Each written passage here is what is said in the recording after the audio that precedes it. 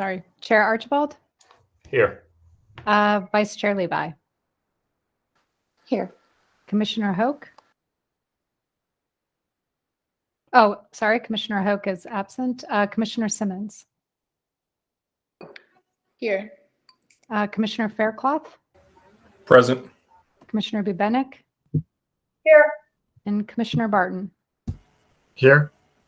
So we have 6 out of our 7 commissioners present, so we do have a quorum. We are expecting Commissioner Hoke to join us shortly. Yes, correct. The first item on the agenda is for the approval of the minutes from our December 1st, 2021 meeting. I had one comment on those, and that it lists the end of the meeting at 6:06, which if you kind of look at all the notes, it went longer than that. So I didn't bother to add up the time, but obviously it ended later than 6:06. So I don't know if anybody else has any other comments or additions to those minutes.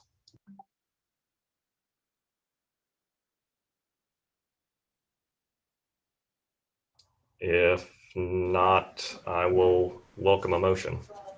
I'd make a motion to approve the meeting minutes from the last meeting, December 1st, 2021. A second. Yep, December 1st.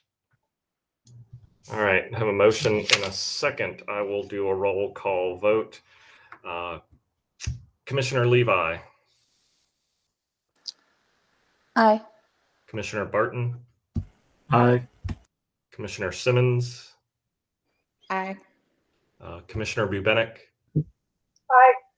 And Commissioner Faircloth. Aye. And I will vote aye as well. That motion passes 6-1, or 6-0. Sorry, keep forgetting. The next thing, we are making some adjustments to the agenda tonight. We have a couple of items that have been removed. The zoning map amendment to rezone 215 Livingston Street and 415 South French Broad Avenue, along with the zoning text amendment to Chapter 7 of the UDO, have been postponed. Right now, we do not have a date on those. Those will be re-advertised when the new hearing date is determined. The quasi-judicial public hearing for 48 South Market Street is going to be moved to the first item. And then following that, we will do the CZ amendment to 324 Biltmore Avenue, and then the conditional zoning for 343 Haywood Street. So with those notes in mind, we will move on to the quasi-judicial public hearing. This is one of those instances where the Planning and Zoning Commission acts as the Board of Adjustment for a project, since it is in the Central Business District downtown. What that means is that we review this for the technical requirements only. It is not reviewed for any other kind of zoning or design or any of those standards. It's strictly a technical review. All persons who would be presenting before the commission or wish to make comments would need to affirm that their testimony is the truth before we proceed. So if I can have all of those people who will be either presenting or making comments on this matter, and that is for the 48 South Market LLC item. Joe, before Yes. you swear everybody in, if I could just make one clarification. You had mentioned that this is being reviewed for technical reasons only, or technical standards, and that's true for ministerial reviews such as level 2s, but this is quasi-judicial. So this application is reviewed against the North Carolina General Statute findings. I'll go over that in a little bit more detail in my presentation, but I just wanted to make that clarification for anybody listening.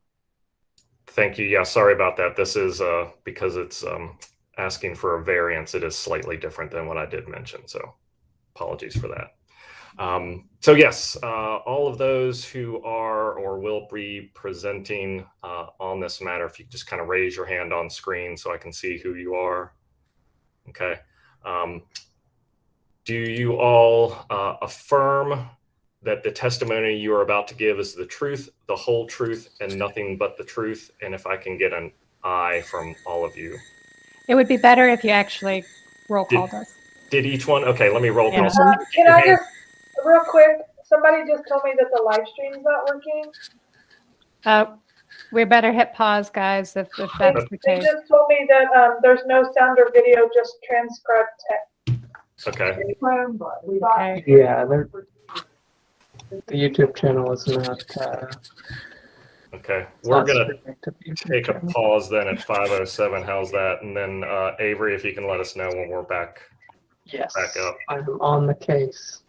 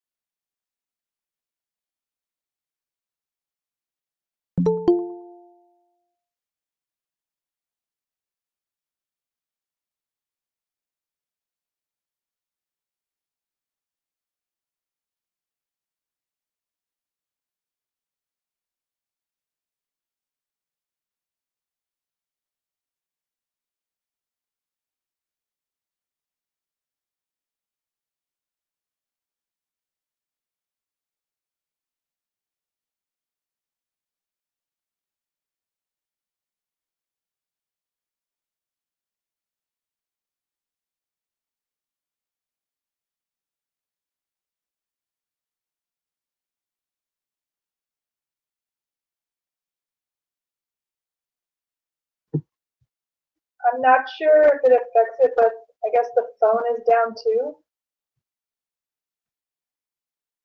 Okay, so it is streaming to. This is something that happened before. It is streaming, but it's streaming to the wrong YouTube link on our page. It's currently streaming to the HRC, the Historic Resources Commission, and I'm working with. Well, Sarah just messaged me. I'm trying to get it figured out. It might just be that I replaced the link on the public input to HRC, and that's what I did last time. So. Okay. I know the phones went down a couple months ago, so I don't know if you can tell if there's anybody in the queue or not. Yes, there are people in the queue, and the bridge is working. I called it, so people can listen in. And I think the closed captions are working on the video, but not the video.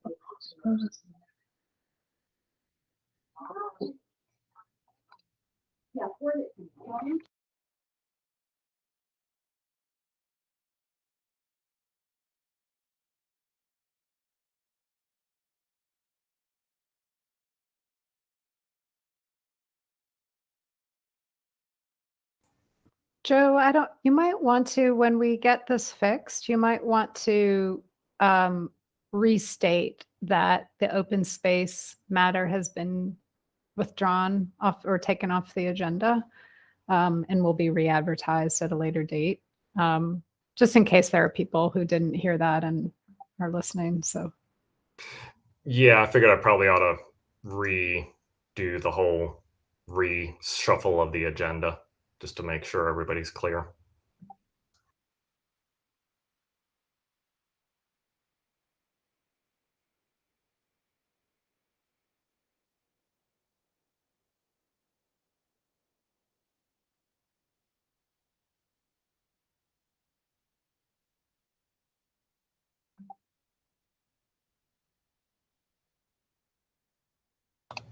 Okay, I think everything is good.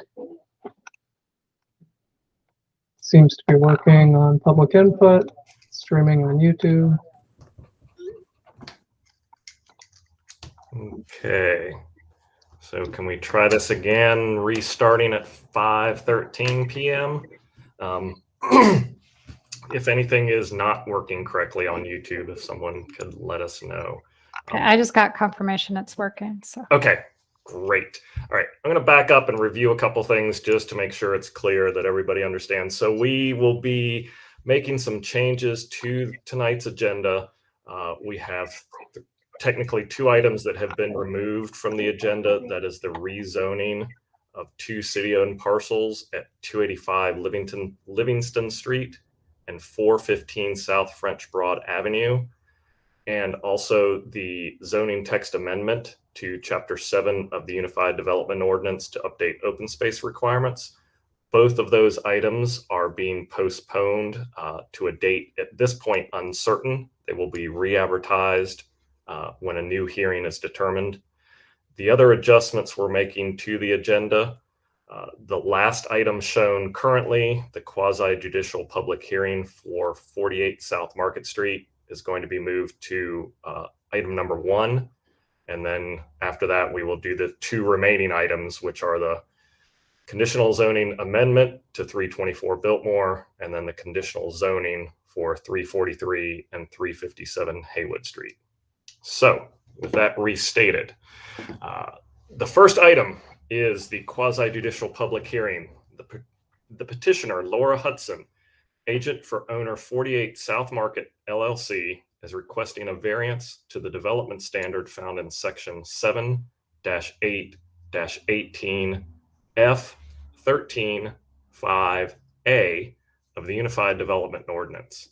The petitioner is seeking relief from fenestration requirements for property located at 48 South Market Street and identified in the Buncombe County Tax Record as PIN 9648497707.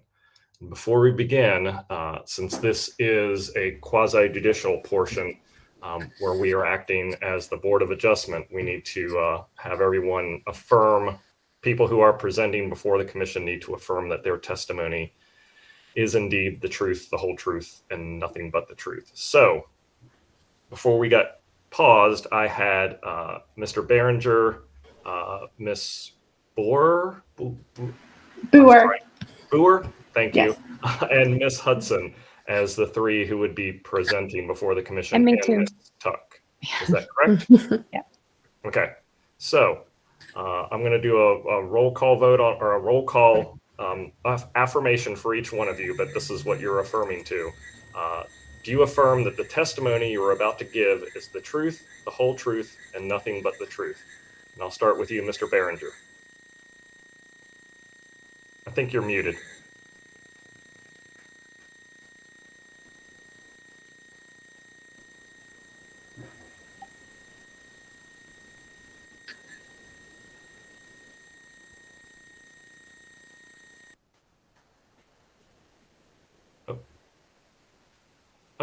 I'll give you a minute. I'll go on to, how about Miss Hudson? Yes, I do. Thank you. I'm going to mess it up again. Miss Borer? Yes, I do. Thank you. Miss Tuck? I do. Okay. And I believe Mr. Behringer had to log back out. When he comes back in, if I forget to catch it, if one of you can just remind me and we can have him affirm again. So the planner coordinating review for this is Miss Tuck, and so I will turn it over to you. Thank you, Mr. Chair. I will get my presentation going here and we'll get started.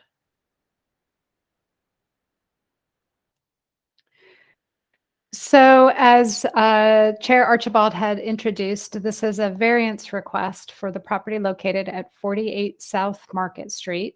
This is a quasi-judicial proceeding and does follow a slightly different review process and criteria by which we evaluate it. So I'm going to go over this a little bit, understanding that some of the commissioners are a little bit newer to quasi-judicial proceedings. So I'm going to take a little bit more time going over a little bit of this information. So to begin, here's the property outlined in red. The outline doesn't just reflect the building, it actually reflects the property lines. So this property, it's typical in a downtown setting. This is in our downtown, it's zoned Central Business District. It's not unusual to have a building built out to property lines. It's a little unusual to have it built out so fully to all the property lines. We often will have like a few feet in the back of a building or on the side of a building where we can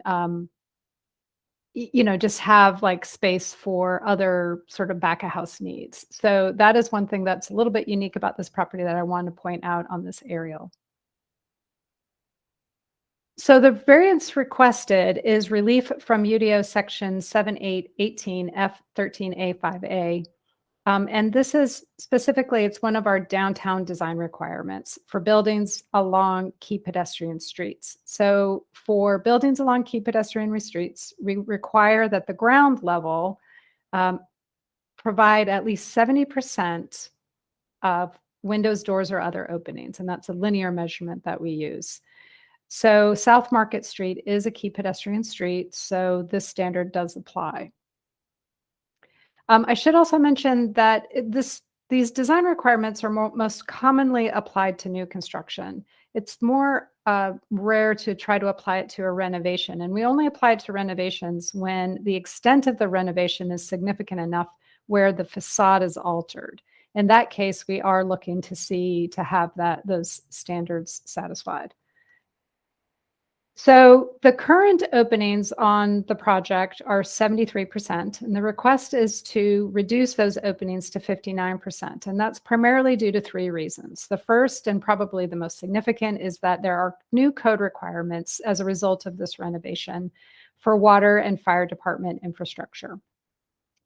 This is also an opportunity to improve ADA accessibility. I'll point that out a little bit more in a moment when we look at the site plan.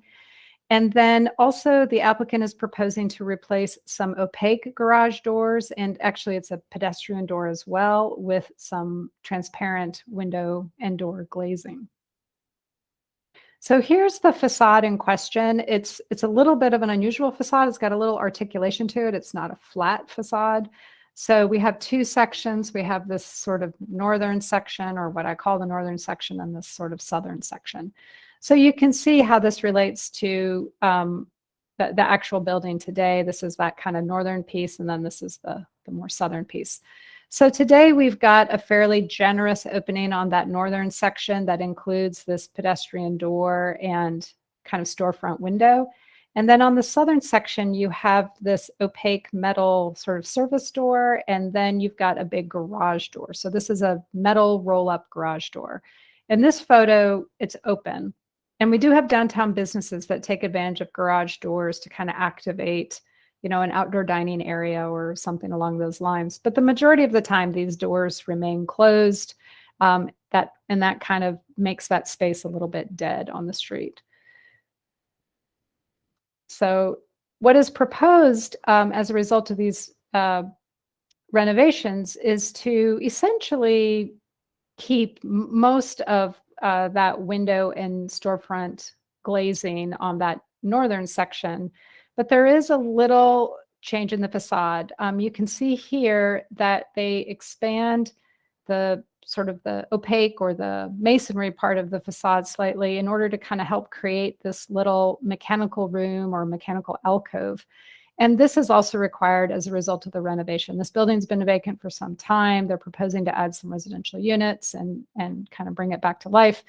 And that is triggering new building code and fire code requirements. And so this infrastructure is necessary. And this is also where the FDC connection for the fire department will go. This also has to be accessible by people, so we need an active door, and that's where this door comes in. When we have existing buildings, we sometimes inherit a less than ideal situation, as with this southern door, where the doors kind of swing out into the open public or into the public way or that right of way. That's not so great. So when we have the opportunity to fix it, as they have done in this little alcove that they've kind of created, where the door is inset from the public way, that is a more preferred situation, and improves accessibility in general as well. So the amount of windows, doors, and other openings on this northern section gets reduced some, primarily because of this, the need for this mechanical equipment to be behind a wall. And I would invite the architects to correct anything if I'm misstating anything. This is kind of based on my limited understanding of building code. I believe that this equipment also has to be enclosed within the walls have to have a certain fire rating, and I don't think that's satisfied with glass. Looking at the southern section, you can see that where that metal door and the metal roll-up garage door were located is right here. So they're proposing to replace that with a more prominent, welcoming pedestrian entrance with more glazing. And that does have the effect of reducing the amount of the amount of openings, but this project overall is increasing the amount of transparency. So where we had opaque doors, we now have some transparency through the window and door glazing that's now proposed. So as we mentioned earlier, in order to grant a variance, the Board of Adjustment, or the commission acting as the Board of Adjustment, must find that these 4 North Carolina statutory findings are satisfied. So these come directly from the North Carolina general statutes. I'm not going to read them. They were included in your staff report. Hopefully you've had the opportunity to review them in the staff report and through your trainings. I'm going to summarize them a little bit in this next slide. So the first 2 findings, I typically review in conjunction with each other, or I'd encourage you to consider them in conjunction. The first has to do with what is the hardship that occurs through the strict application of the code. And the second has to do with what is unique and peculiar about this, about the site context here. When you look at those 2 together, it's basically asking you, what about this property is unique and special that makes full compliance with that standard impossible, or at the least, very impractical? And in this case, that infrastructure, that fire department, and water infrastructure that's necessary as part of this renovation has to be located in this front corner of the building. And that's because all of our public utility infrastructure is in front of the building. You may recall from the aerial image, there is an alleyway at the rear of the property. Oftentimes our utilities run in these alleys, but in this case, that's not the situation, and they're all out in front of the building. So those connections have to occur sort of in this area. And again, it has to be accessible to the fire department and other people who need to access that equipment. So it has to be located there. So that's the reason, I think, for some of that. The second or the third finding has to do, it asks or verifies that the need for asking for this relief isn't the result of the applicant's own actions. And this is essentially an inherited situation. The property owner did not build the building this way. They did not choose to locate the public infrastructure in South Market Street. It just came this way. They did not create the situation. They're simply adapting to the situation. The fourth finding has to do with whether or not granting this request meets the spirit and intent of the ordinance. The spirit and intent of the requirement for windows, doors, and other openings is to try to activate the street and to make it a more interesting and lively and engaging environment for passersby and visitors to the property. So in this case, again, while the overall amount of openings is being reduced, the amount of transparency is being improved. Not to mention the fact that this renovation itself is breathing life into a vacant downtown building. So it would be my position that the spirit and intent of the ordinance is satisfied. That concludes my introduction. I'd be happy at this point to turn it over to the architects or the applicant if they have some additional information they'd like to share. Okay, thank you, Ms. Tuck. I think that was very thorough and really explains our position. And this is, I guess, somewhat common for downtown projects that they have these issues with, especially existing buildings.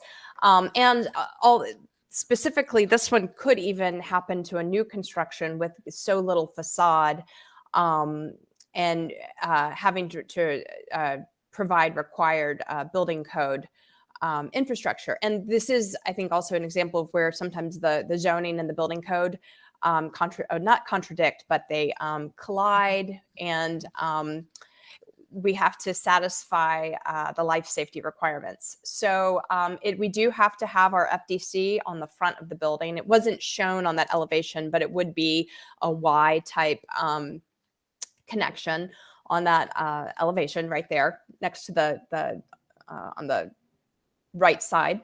Fire department is requiring it on that location, and we are required to bring our water into the building from South Market Street, as Ms. Tuck said, not from the alley, and that is where we have to have our backflow preventer and pressure reducing valve. So it just, we squeezed as much as we could. We are replacing the man door, which was added later and really didn't work with the facade. This is considered historic building, not in the historic sense with any kind of designation, but we're trying to kind of revive the building while also adding on. So we've cleaned it up, increased the glazing, and we just couldn't quite hit that 70% in order to provide some mechanical room.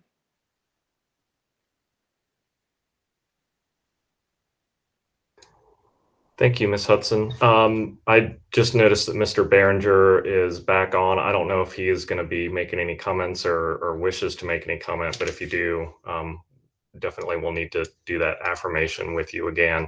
Do you have any other comments from your team, Ms. Hudson, on this request? I don't think so. I mean, like Ms. Tuck said, it's a very straightforward. This isn't because our design is not requiring it. It's the code requirements that are requiring us, that are impeding us from meeting the 70% fenestration opening. Yeah. We're happy, though, to answer any questions if there are any. Okay. All right, great, thank you. I also noticed that Commissioner Hoke has been able to join us as well. So yes, Commissioner Levi. Yes, hi. I was wondering if the openings on the second level were the existing size of the openings, like the glass that you're replacing? Okay. And does the calculation include the third level? So they're different. The way the downtown, Ms. Tuck can clarify, but you have different requirements for the ground level versus the upper levels. Okay. Also, this is commercial at the ground level and it's residential at the upper levels. So the requirements are different. It's 70% at the ground level and 20% at the upper levels. Okay, thank you. Commissioner Faircloth. So we're adding in residents to the building. There wasn't currently residential units in the building. The building is vacant. It has been several things over the years. Most recently, a contractor used it as their offices. We are doing a change of use. We're going to a mixed use with business at the ground level, and then where you see the inset, that's the residential entrance that goes to the second floor, and that's where we will have residential units above. And there is another part of the UDO that does, it likes for you to distinguish between entrances that are business versus residential. And so that's part of why we stepped back that entrance at the residential, because it kind of creates an alcove, and the experience, it signifies it's the residential side, not the commercial. Okay. I guess my point is, the water meter and FTC connection had to be added because you decided to add residential units in there. So not necessarily. Anything we would do to the building at this point, we would have to add a backflow preventer. That has nothing to do with our change of use. And even though we are changing use, we should still be allowed to do that. It's not considered part of. It wouldn't be considered a reason to. Ms. Tuck, help me out here. Well, backflow preventers are a health and safety. It's just required. But even just the fact that we're adding residential component, I mean, you should be able to add a residential component to a building, I guess. It's not considered a design issue. It's a use. Yeah. It is a renovation expansion. However, because this building is in the condition that it is, almost any renovation, as Ms. Hudson indicated, would end up requiring this infrastructure. So it's not because they've expanded and added the residential units. It's because they're renovating a vacant building. Exactly. I mean, there's zero infrastructure in this building right now. It has no plumbing, nothing.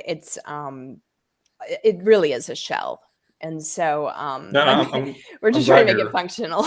Yeah, I'm glad you're updating it. Just, decisions have been made to lead to the point to need to change this. Correct. But yeah, thank you. Yeah, I guess I was thinking about bringing that up. I mean, essentially, you have the use by right, if you want to call it that, to do the renovation to add the residential to make it the mixed use that it is. And pretty much, like you said, any additions work to this building is going to cause you to have to do these mechanical upgrades to the building, especially since you're doing that over 50%. So yeah, that really becomes almost another trigger as well. So Commissioner Levi, you had a comment or question? Yeah, so you said no plumbing. So I'm wondering, did it have a sprinkler system in there? No. No? Okay. Yeah, usually residential is what triggers the FTC, but I think to Brenton's point, like the backflow and all of that, that's going to be required anyways. So, yeah.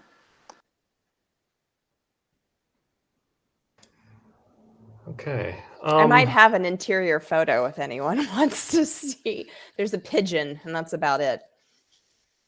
Oh, those are residences, right? Right. So I don't know if we have any public comments for this. I would certainly mention that if anybody thinks they can public comment on this, again, it needs to be regarding the actual, facts of the matter. So I'm going to guess there isn't anybody in the queue, correct, Avery? Yeah, there is no one in the queue. Okay. So I'm going to just open public comment at 5:35 and close public comment at 5:35. So is there any further discussion among the commissioners on this project? Go ahead, Jeffrey. Thank you, Ms. Tuck. I actually just have a quick clarification on the staff report for this. It says at the beginning that the extent of the variance that's being sought is a 16% reduction, but I think it's just an 11% reduction. Is that right? From 70 to 59%. You're muted. I'll double check that. I don't know if this would make a difference or not, but I might have done it based on the actual foot measurement, and it may have been based on the 7. I'm not sure, but I'll double check it. Thank you. Either way, sure. Thank you. Thanks for pointing that out, Commissioner Barton. Yeah, I had seen that too and was like, okay, math doesn't add up that that's 16%, but yeah, it could have been a different calculation. So I used to be good at math. So for this one, I know it got brought up briefly in the pre-meeting. So there really isn't a motion of approval because this is a slightly different hearing and process. It really is it's a motion to grant or deny, and maybe I'm at I have the beauty of having this in front of me, so I'm certainly happy to make this motion unless there is another commissioner that would like to for this project. So I move to grant the variance based on the competent material and substantial evidence presented at this hearing and in the staff report, and as shown by the applicant that all of the required standards have been met. Second.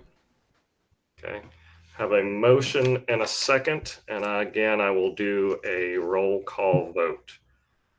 So we'll start with Commissioner Levi. I vote aye. Commissioner Hoke. Aye.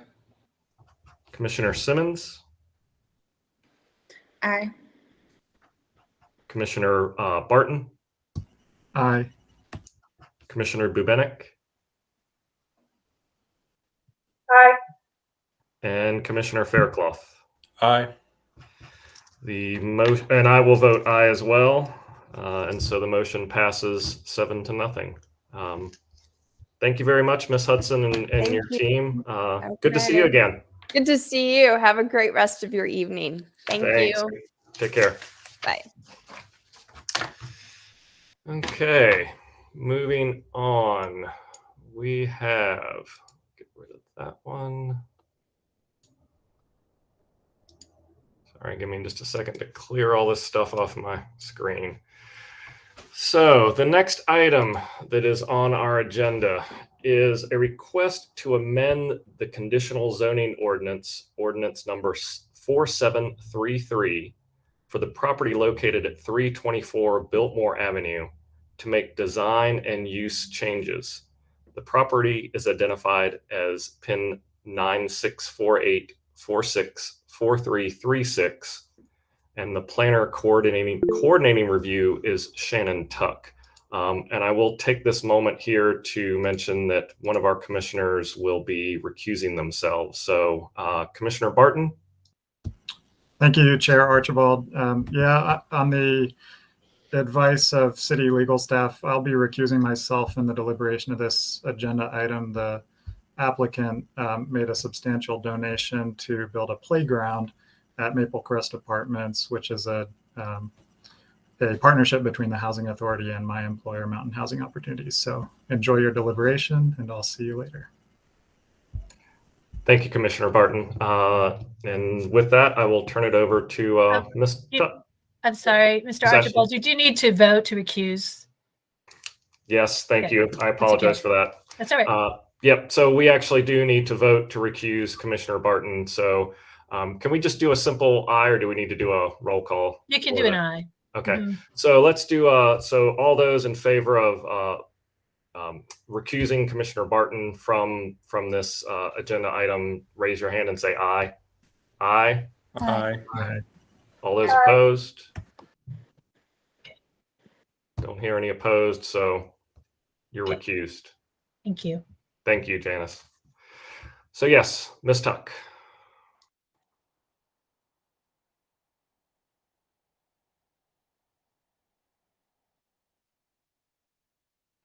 All right. Thank you, Chair Archibald. So as Mr. Archibald has indicated, this is a conditional zoning amendment request for the property located at 324 Biltmore Avenue. This is one of the last hotel properties to be rezoned before the city's moratorium. So this property was conditionally rezoned back in 2019 from regional business to lodging expansion conditional zone. As you can see from the Exhibit A map, the property is located at the corner of White Fawn and Biltmore Avenue. So this is across from the Maple Crest Apartments, as Mr. Barton had previously indicated. So this is just south of Asheville's downtown, just as you're approaching the hospital campus. So this petition for an amendment to the previously approved ordinance includes two components. The first is to amend the Exhibit B1 project conditions to add a new land use. And then the second is to amend the approved plans to accommodate some changes in the building facades. So regarding the first request, I've plucked out the two conditions that are proposed to change. These amended conditions were included in the materials with your staff report. The first is to change condition number 2 to include a eating and drinking establishment. It had previously just included reference to the 103-room hotel. It was, according to the applicant, always planned and always anticipated that there would be a restaurant bar for the hotel. It is a residence inn. This kind of comes standard with a residence inn. But that it wasn't recognized at the time that that needed to be called out more specifically in the project conditions. So they're just wanting to clarify that now. The second change is just to the very last condition regarding the period of approval for the project. It was originally granted a 5-year approval period. We just want to clarify that that starts from the original approval by City Council and not the approval of this amendment. The second change has to do with changes to the facade. This is the 2019 approved elevation that was included in the adopted ordinance. And you can see I think it's fair to say it's an older style residence inn, meant to look a little bit more like an apartment building as opposed to a hotel. But it is a little bit dated, and that was what got approved. And the applicant is wishing to make some more changes to make it a little bit more contemporary. The changes include materials and color palette, changes to the roof line, some building articulation, the screening of the parking garage, and the addition of a second floor sort of outdoor patio balcony area. So these are the updated renderings, and you can see that the overall, I should say, before I talk about the changes in the facade, the site plan does not change. The footprint of the building does not change. The total square footage does not change. Even the window fenestration does not substantially change. It's really just sort of the design of this facade that's proposed to change, that and the roof line. So you can see that those kind of shed roofs that were on either end of the building are proposed to be removed and replaced with a more commercial looking flat roofed design. You still have the vertical elements of the facade, but you've got now this more prominent centerpiece and this end piece. So it doesn't look quite like an apartment building, which it's not. So there is some change in some of the colors. That by itself wouldn't necessarily require an amendment, but that in conjunction with all of the other changes, we thought it best to come back before the commission and council for review. They did add some additional window glazing. You've got this sort of vertical element here. There is a little bit of artwork on some of the blank panels that's being added.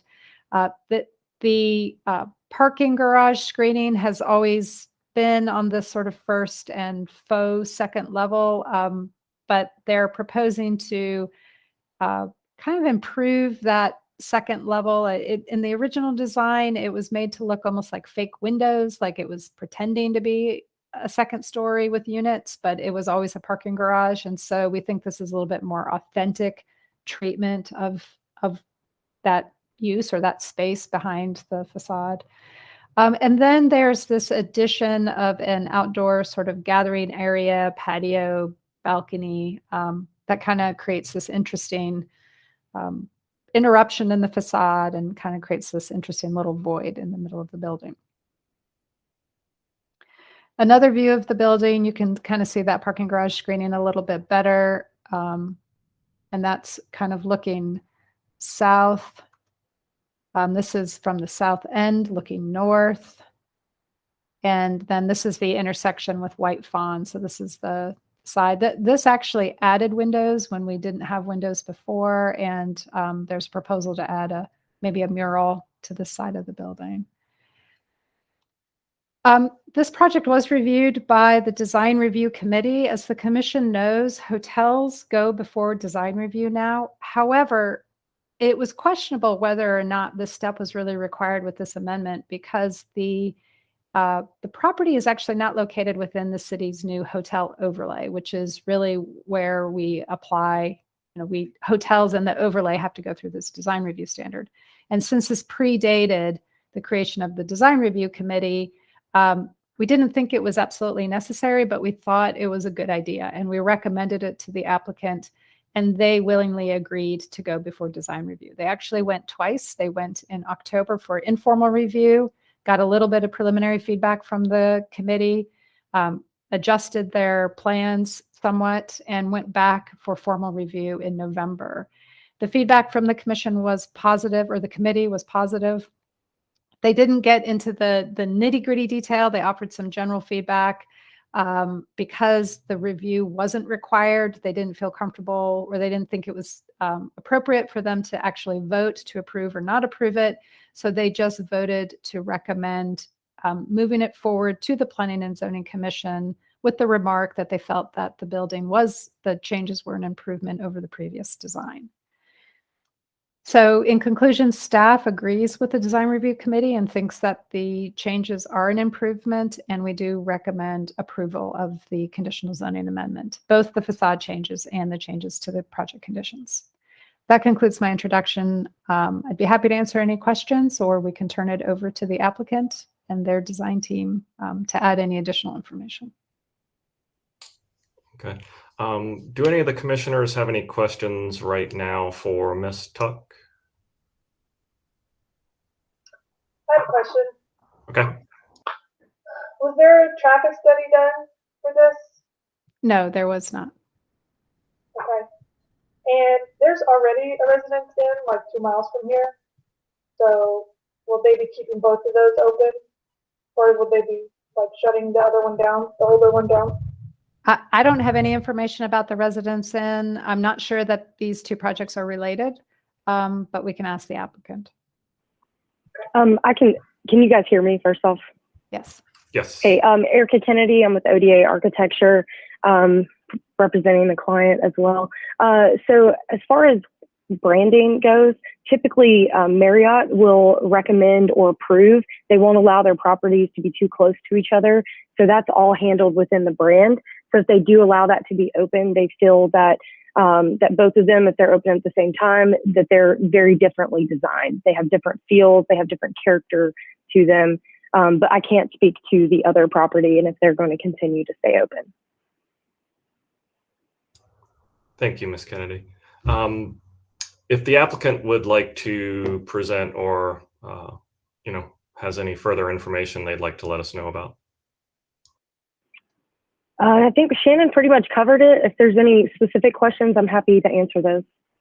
We also have the civil engineer, but like Shannon had mentioned, we're pretty much not changing anything on the site plan. The footprint did not change. We actually reduced the square footage slightly, and then also the original design showed 3 stories of parking structure, and we reduced that to 2. So we're trying to get the building closer to a pedestrian scale by creating that, glazing over there next to the entrance. You're kind of inviting people up to that outdoor patio, which is where the bar and restaurant will be located. And that will really just be a branding sort of hotel bar. It's not going to be anything massive. I would compare it to the Aloft in downtown. Very similar to that. I have a question regarding the screening at the second floor, the second parking deck level. What exactly are those panels? Are those metal panels? It kind of in the renderings makes it look like it's glass, but it also does not look like the windows above. So I'm just kind of curious to what that is now. So we'll typically, we would like to mimic the windows above, the mullions, to make it look like the above, but instead of adding glass and making it look, completely fake, we would probably do some sort of horizontal screening for the safety of anyone in there, and also so you're not looking at car hoods and that sort of thing. But as Shannon mentioned, we did want to kind of bring down the windows from above and sort of mimic that look on the second level. Okay, so it's more open then, and not Yeah. not a fixed piece of panel or anything that's completely opaque. And Yeah, correct. okay, all right. And then the green screen treatment that's above that garage door, is that what is the thought on that? It looks like it's. I mean, I like it. I'd love to see more, especially on the white fawn side. I'm just kind of thinking, it's hanging above a garage door. So part of this conditional zoning was, I believe, in lieu of street trees, we were able to do 6 planters. So we were just kind of feeding off of that, trying to bring a little bit of green in. We're still working through the details on exactly what that is. But I agree. We do want to see a little more of that and then bringing that up. So like I said, we're still planning on that portion. That was something that kind of came up in design review as well. They talked some about, green screen versus artwork or things that might add a little interest to, what would otherwise be sort of blank wall panels. So there was just, there wasn't a recommendation for one over the other, and I think what we're seeing here is just sort of a conceptual rendering of things that could be considered. It's not necessarily the final absolute design, I guess. Yeah, no, like I said, I was kind of curious. I mean, I definitely like the idea of having the green, the plantings on the wall. And I definitely remember this. This was, as you mentioned, Ms. Tuck, I think this was the last hotel we approved before the moratorium. And I definitely remember it from then. And I certainly like the aesthetic of this building better than the previous one. I think it fits in well, and certainly the addition of the green screen would be great. Really the one thing that I'm somewhat disappointed in is there's not that activation at the street level with the lobby. The lobby's been moved up to the second floor. So that's, in my mind, taking something away. However, I think overall the building itself certainly has a nicer aesthetic. So, Commissioner Levi, you had a question or comment? Yeah, so I know from other hotel projects, lighting is always a big issue when you're near a residential neighborhood. So I know that was part of the DRC report. Just asking, is the design team definitely aware? I know with branding, they usually are like, let's uplight it, make it dramatic. And I'm just wondering if maybe you read that comment and you're willing to change the lighting. Yes, we will. We actually work closely with a lighting consultant, and they will help us, read through all the rules and regulations and make sure that we're abiding. I'm actually born and raised in Swannanoa, so I'm from Asheville native. So I love that you guys have the lighting sort of ordinance and all that. So like I said, we are going to work closely with a lighting consultant, make sure that we adhere to all of the rules and regulations for that. Okay, great. If there's no other comments or questions from the commission right now, I will open it up for public comment at 5:55. Chair, there is no one in the speaker queue. Okay, and we will close public comment at 5:55. Is there any further discussion among the commissioners? Any other questions or anything at all? And if not, certainly. I would like to make some comments. Sure. I know that this was approved back in 2019, but I am really tired of seeing hotels. I think we need to really focus on getting some other things in this area. This is like right by the tourist stadium. The reason I asked about the traffic is, on game nights, there's tons of traffic down there. This is just going to add to that. I'm not really a fan of this architecture. Going downtown, looking at this as you go to a tourist game or go to a brewery, It's just going to create something else that, isn't nice to look at as we go down into that area as locals. And, we just need to listen to people who live in the community who keep telling us, don't build this, don't build that. So just from my perspective as a commissioner, I was put on this board for different reasons. That's just my feelings as we continue to move forward, and we just need to kind of think about some other things going into the community. Thank you, Commissioner Bubenik. I definitely appreciate your comments. Yeah, this is, if this was a brand new hotel, I certainly would have more concerns, again, because it did come in before the new regulations. It's one of those instances where, I think it would be really, really difficult to try to take that back now. So, but your comments are certainly heard for sure. So, any other comments or anything else?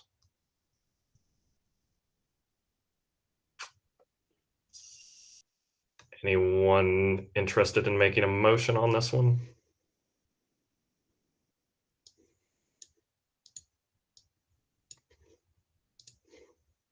I'll go ahead, Joe. Okay. A lot of silence with it.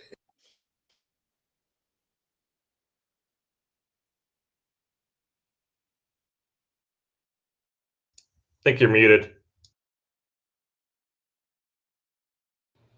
All right. Better?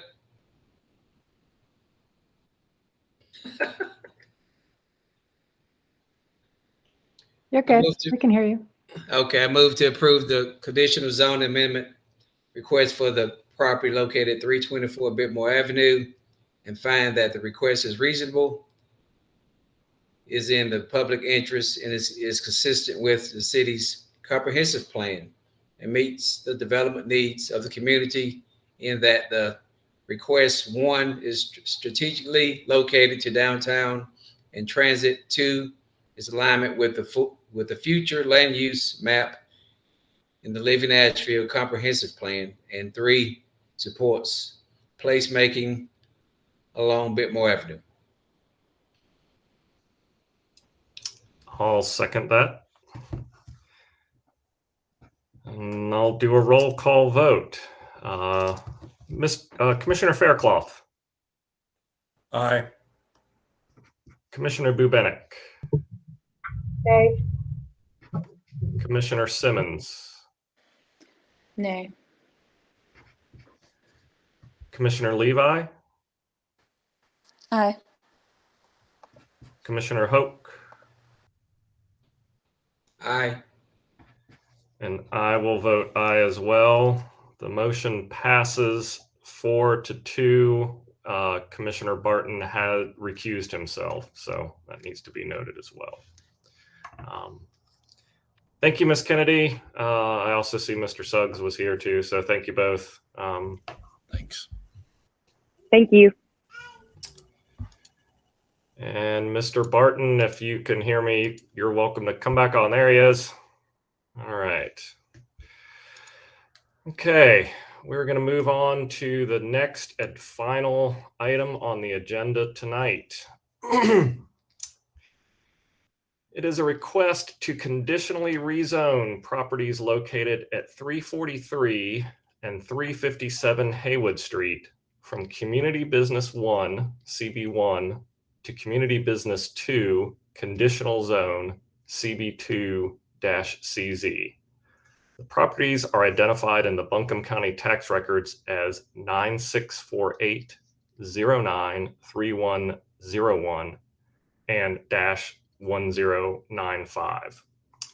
The planner coordinating review is Miss Shannon Tuck. Before we begin, I just would like to make a brief comment. I just want to remind everyone that, Planning and Zoning Commission reviews these from a technical standpoint, a zoning standpoint, based on a specific project on a specific site.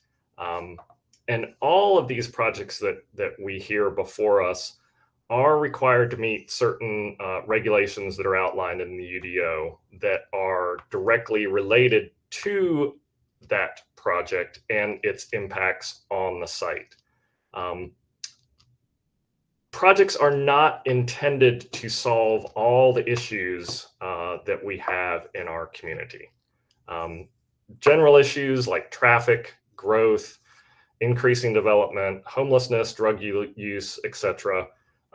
These are problems that are experienced throughout the city, the county, the state, and the country. These are issues of our society as a whole, ones that we as a society together must work to solve. If we do not each individually work to adjust the actions and impacts of our own lives on the broader civic realm, then we will never find solutions to these issues.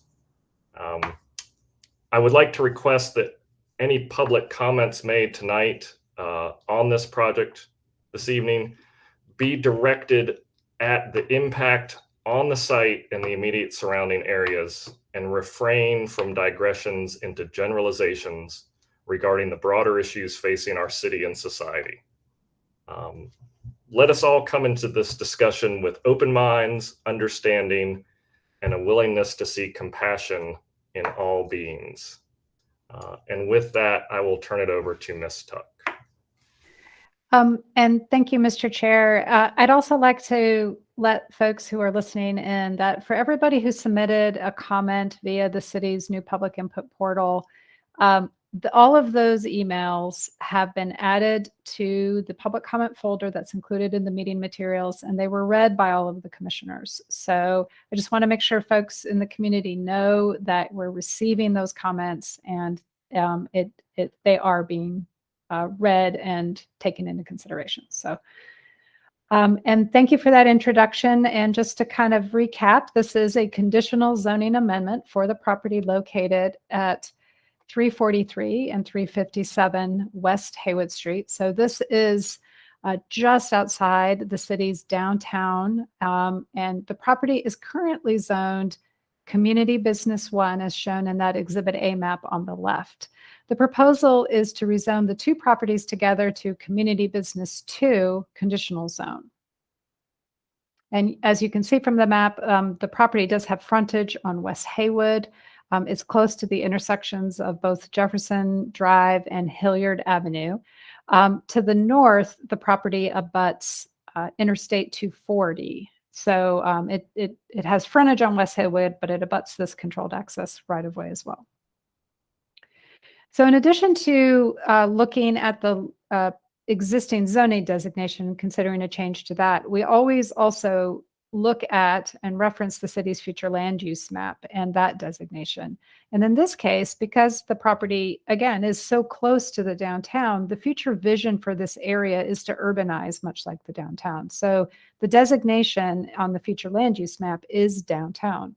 And that does call for higher intensity, mixed use, high density residential type uses, multi-story. So that is the expectation as properties continue to develop and urbanize over time. So as a result, a change in the future land use map will not be necessary. The commission sometimes sees conditional zoning applications that, should the zoning change be supported, a change to the future land use map is also necessary. But in this case, the future land use designation is already where it needs to be. Looking at the Exhibit B aerial imagery, you can see that that property is currently vacant and undeveloped. And you can see that controlled access right-of-way to the north, that's Interstate 240. The lanes that are closest to the property are actually the eastbound ramp off of 240 onto Patton Avenue. So the traffic on these lanes is a little bit less, but you definitely would hear the hum of the interstate from the property. The property does sit higher in elevation. It's about 30, 35 feet above the grade of these travel lanes. And it is remarkably flat for Asheville from West Haywood. Looking at the site plan, you can see the footprint of the proposed building. It's proposed a 49,000 square foot, 4-story tall apartment building. So this is a multifamily residential development, 45 units in total. All of the units are proposed to be affordable. Also included in the project are 55 parking spaces. 35 of those spaces are structured and are tucked underneath the building. So you see the footprint there in gray. You can kind of see what looks like a parking lot. That's actually representing the parking spaces that are tucked underneath. So as you drive down the entrance to the parking area, you're going to drop in elevation and you're going to be able to kind of swing around and enter that parking structure underneath the building. So from West Haywood, it would appear as a 4-story. From the parking lot behind, it would be 4 stories above that parking level. Also included in the project is some indoor and outdoor community space. You can see there's some landscaping around the property. We have a wide sidewalk that varies in width from, I think, 10 to, I can't remember, 15, 16 feet, something along those lines. You've got a small sort of passive area here for residents, maybe with some benches or tables and chairs.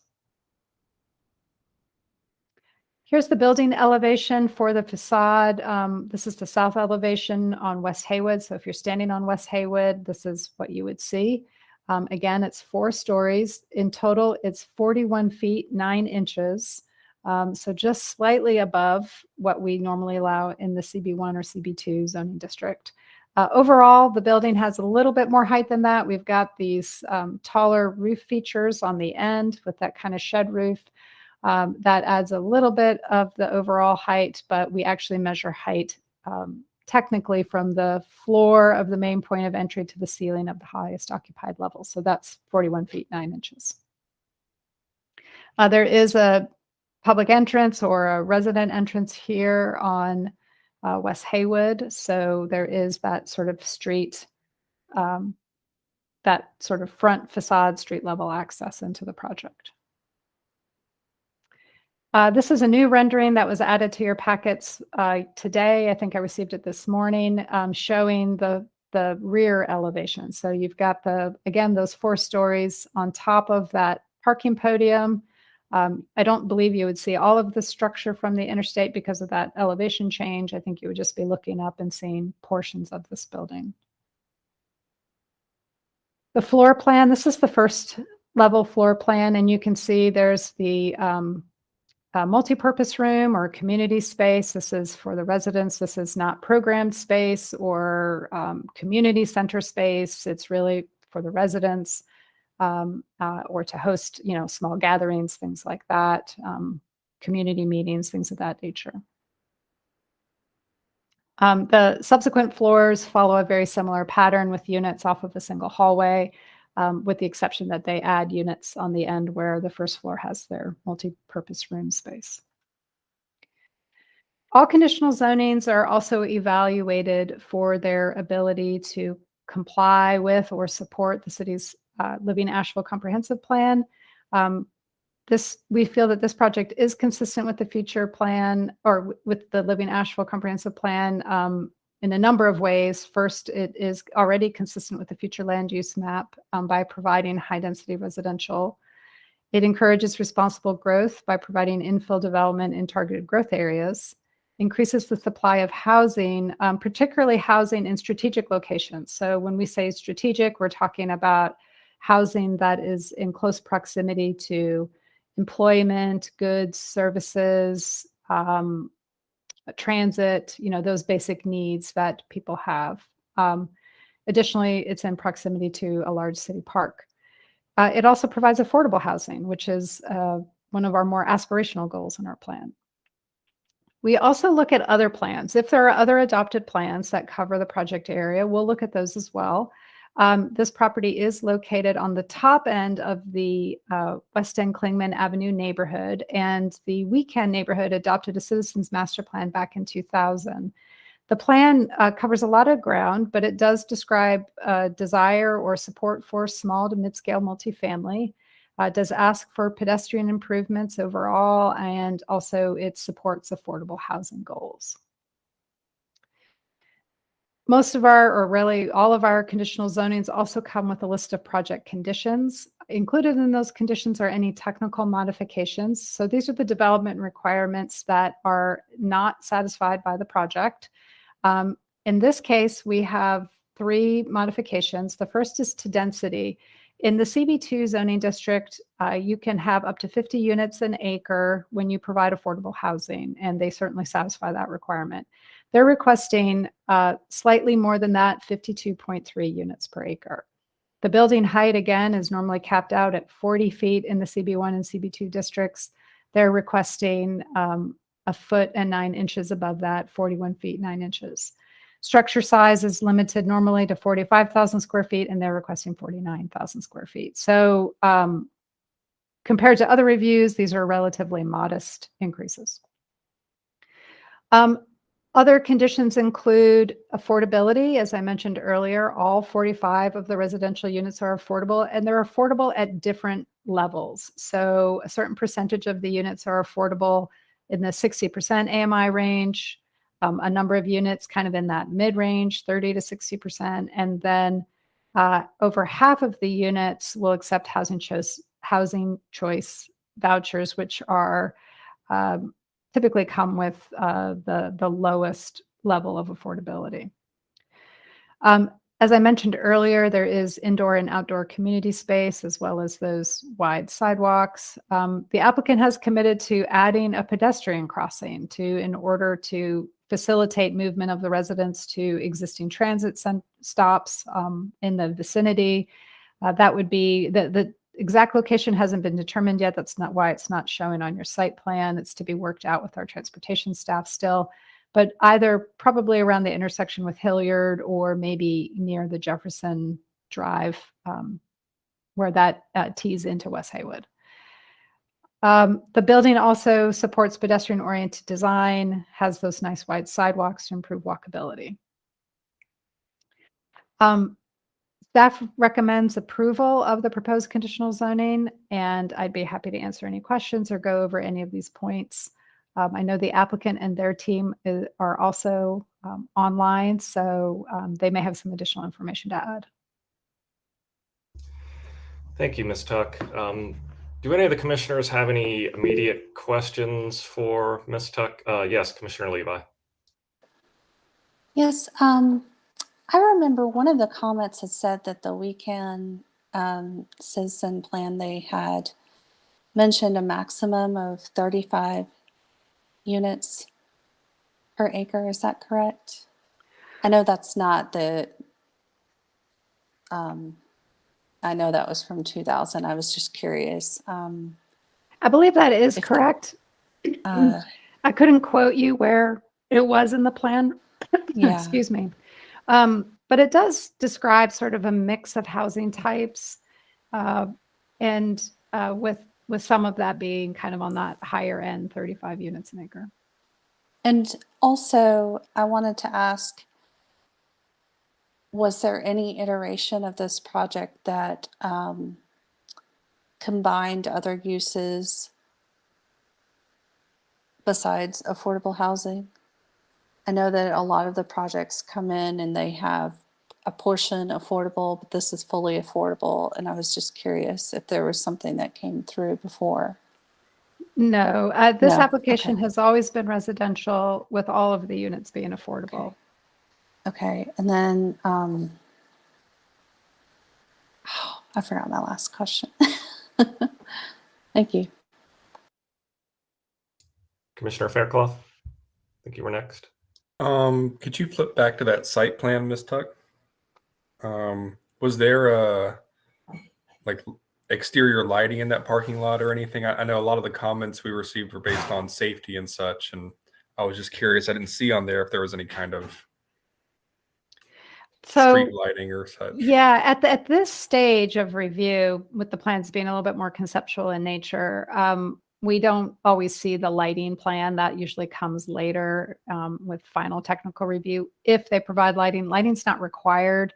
some locations, particularly in urban areas, there's so much ambient light from like the building itself. There's usually wall packs around the building. There's pathway lighting. There could be interstate lighting. Like sometimes there's enough lighting that you don't want to add more lighting. So I don't know that we know that at this stage. Maybe the applicant has plans for lighting that they could share with us, but it wasn't included in the plans right now. Any lighting that is provided has to meet the city's outdoor lighting standards, which Right. include requirements for cutoff. It also includes requirements. People may not understand this or realize that if you do provide lighting, there's a certain uniformity that's required with lighting. So you can't just overlight one area, underlight another area. We actually require that it be somewhat evenly distributed. So that's something that often comes like with parking lot lighting. Okay, thank you. And I had one other thing that I'll let Miss Commissioner Simmons go. I've seen in several places like this, maybe not in this town, but in other towns, like a police call box, like those safety boxes with the light on the top that you see on college campuses or you see in certain other areas. There was a lot of comments about the safety of the site and such. And so I didn't know if that's something maybe the applicant wanted to consider putting something like that in or something we might think as a committee about putting in, but that's just a suggestion I wanted to throw out there. Thank you. Commissioner Simmons. Thank you. In regards to the 23 units that would be available for applicants to have a housing choice voucher, are those 23 units specifically reserved for those vouchers, or is it more of a first come, first served basis? I'll let the applicant speak to that. My understanding is if they have enough people interested in it, like up to 23 of the units would accept housing vouchers. But if they didn't have that many people eligible for that, it could move into another category. But I'm going to let them clarify that because I'm not 100% sure. Okay.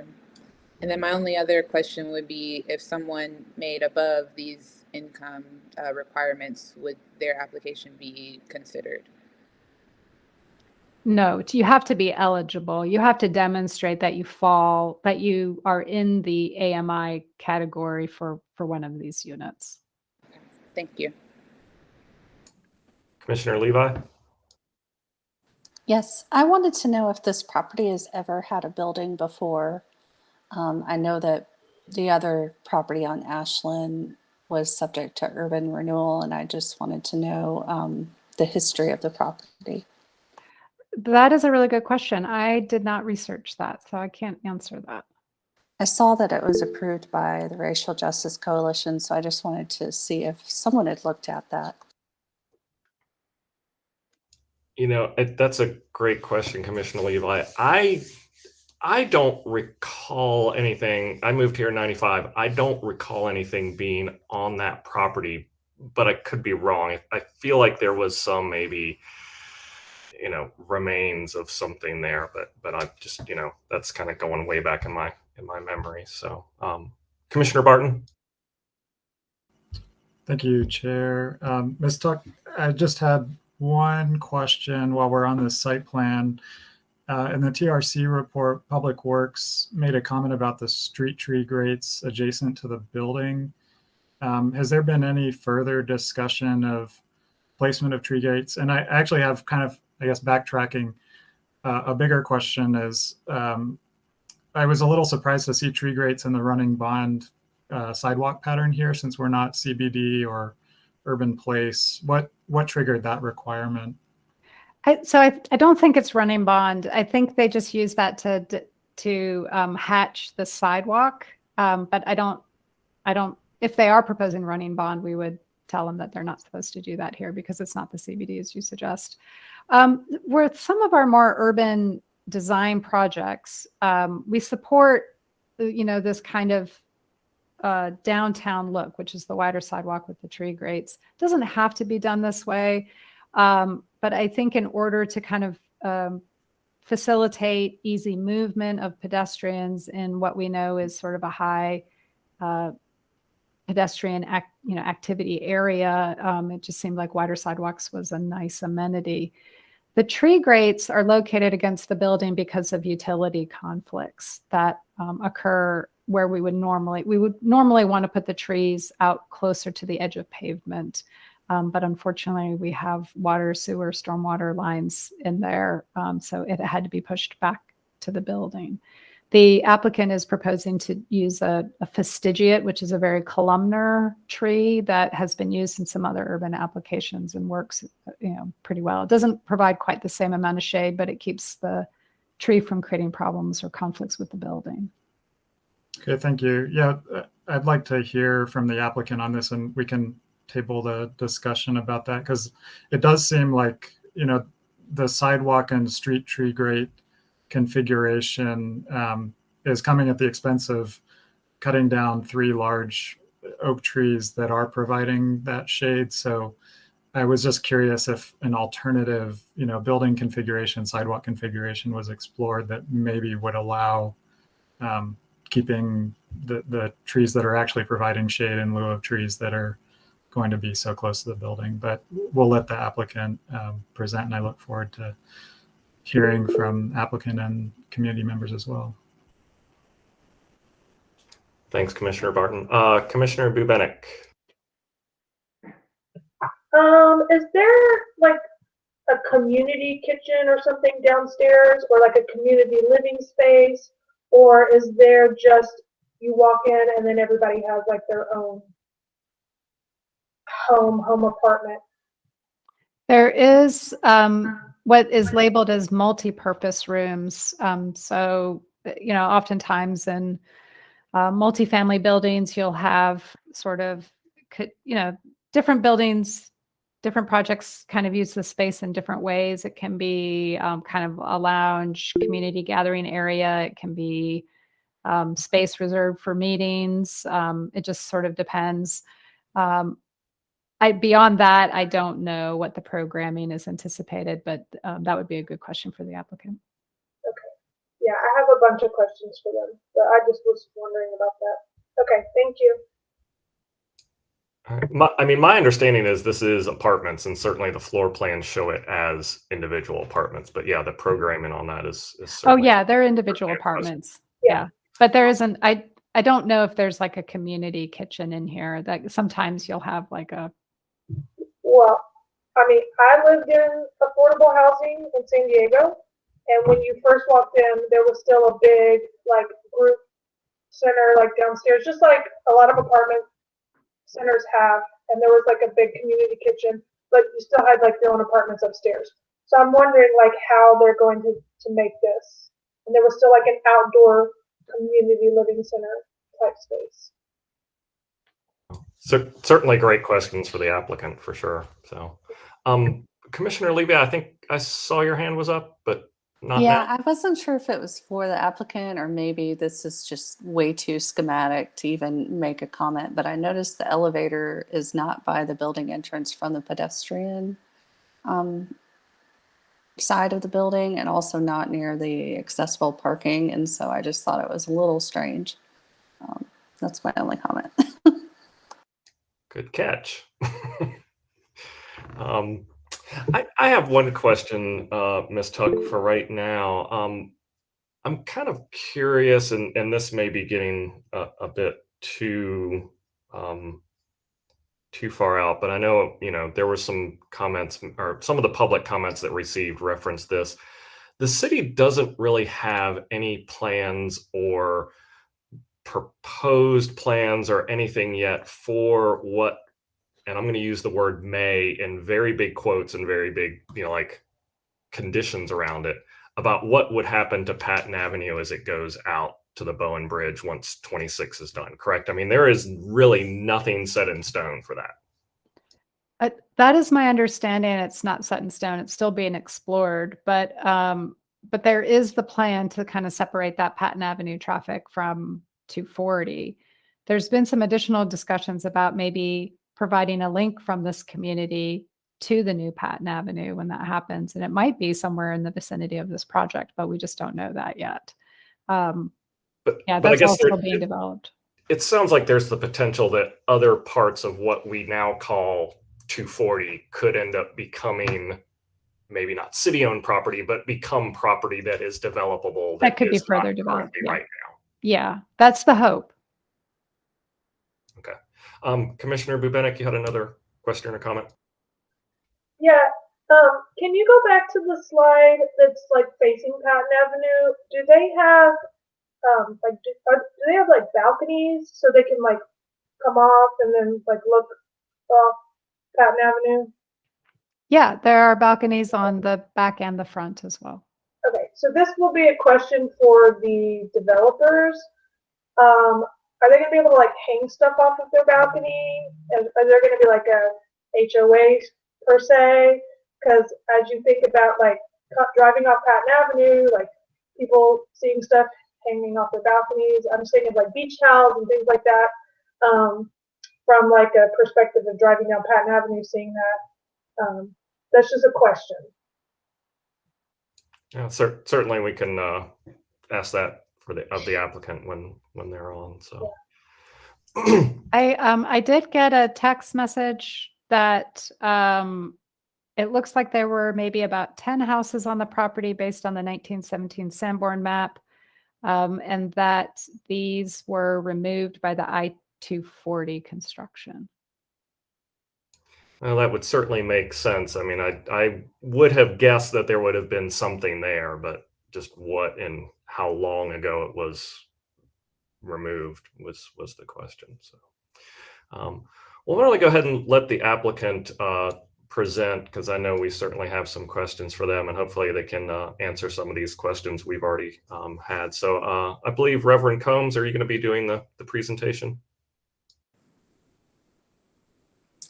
Yeah, thank you all so much. I'm really glad to be here tonight. My name is Reverend Brian Combs. I'm the founding pastor at Haywood Street. We are a United Methodist mission congregation located downtown in the homeless corridor. And if you spend any time loitering on the corner of Poverty, inevitably permanent addresses will come up. And after our 12 years of listening, of being in service and solidarity, all of those conversations have informed tonight's proposal. In addition to being a clergyman, I'm presenting this evening as the project manager of Haywood Street Community Development, which is our sister nonprofit called to build community through deeply affordable housing. Delighted that I'm also joined tonight by Mackenzie Dillingham, who is our board chair, Ward Griffin, who's our contractor and consultant, Austin Tyler, our broker, John Kennard, our engineer, and Gracie Paulson and John Noor, who are representing us as our attorneys. There has been much confusion and conflation about our proposal, so I wanted to start with what we are not. This is not the homeward bound permanent supportive housing development at the Days Inn, nor is it AHOPE, the Homeless Day Center, nor is it a proposal to be a direct service provider. We believe in all of those programs, however, ours is distinctive. What we are envisioning is a deeply affordable housing development with 100% affordability in perpetuity. We've asked the city to deed restrict the land so that there's no scenario where these units could be flipped to market rate after 10, 20, 30 years or ever. It's a blended income proposal with over half of the units at 30% AMI. We would restrict that number of units for only 30% AMI folks. And if you have reviewed the Bowen report, you all know that there's one category that's been deemed extremely urgent, and that's residents earning up to $15,000 annual. Those are the folks we would prioritize first. Those folks with vouchers are vulnerable for lots of different reasons, primarily, as you all know, because they have to turn in their vouchers often because they can't find anybody to match with. Also, we've learned from census data that there are nearly 4,000 single mothers in Buncombe County, and that's why we're proposing 18 two-bedroom and 3 three-bedroom units. We'll partner with Givens Estates for our property management. Many of you know they manage over 1,500 units across 2 counties and specialize in senior affordable housing. And we would also implement an anti-eviction protocol in partnership with Pisgah Legal and make every attempt to keep people inside. Finally, what's very different about our housing is we would defy the minimum standards that are often used in affordable housing. We intend these to be dignified homes, not decadent or opulent, but rather market rate nice. Think 9-foot ceilings, stainless steel appliances, stone countertops, a balcony to watch the sunset to the west. Places where people want to stay indefinitely. We have also tried to be exhaustive in our neighborhood engagement, and commissioners, I let you all know in far more detail, but we've made 158 contacts since we went under contract. We created a fact sheet answering 65 of the questions we received. We've held 4 on-site meetings for the neighborhood in addition to the required TRC meeting. We've amended the architecture of the building to honor the mill cottage heritage of Wecan, which we heard numerous neighbors say has been lost as the neighborhood has started to gentrify. And we created a transparency tracker on our website that has every document, timeline, interview that anyone would be interested in to update themselves on our progress. Over our many listening sessions, we've heard 2 primary concerns. One is around density and in comparison to the Patton and the forthcoming Patton 2, 360 Hilliard, the new apartments that are being proposed down by the river. We believe 45 units is actually quite modest. We've been asked why we can't simply decrease the number of units, and there are 2 reasons for that. One is because typically need at least 80 units to generate enough revenue to afford full-time staff. This would be half that, so we're likely looking at part-time staff. And of course, you've got to cover payments on your mortgage, and if you start reducing units, you simply can't make the pro forma pencil. And then most importantly, there's simply no way to respond to the affordable housing crisis without increasing density rather than decreasing it. Second, we've heard quite a few concerns about traffic. We know that many of those issues were existing prior to our proposal. However, wanting to be sensitive, we've put the building on a podium. That's a significant expense, but the parking underneath will allow residents to have that priority parking rather than parking along the street, which was a concern. We've agreed, as Shannon mentioned, to provide a pedestrian crossing. We've agreed to partner with Wecan to advocate for less commercial truck traffic and to reconnect with West Haywood Street at the main intersection there at Patton and Klingman. And interestingly enough, in all of our research, we have been asked why we wouldn't consider switching to single family home. And the research says that actually single family homes create far more car traffic than multifamily. And many of our residents are simply not going to have enough money to afford a car anyway. I'd like to try to share my screen if I can.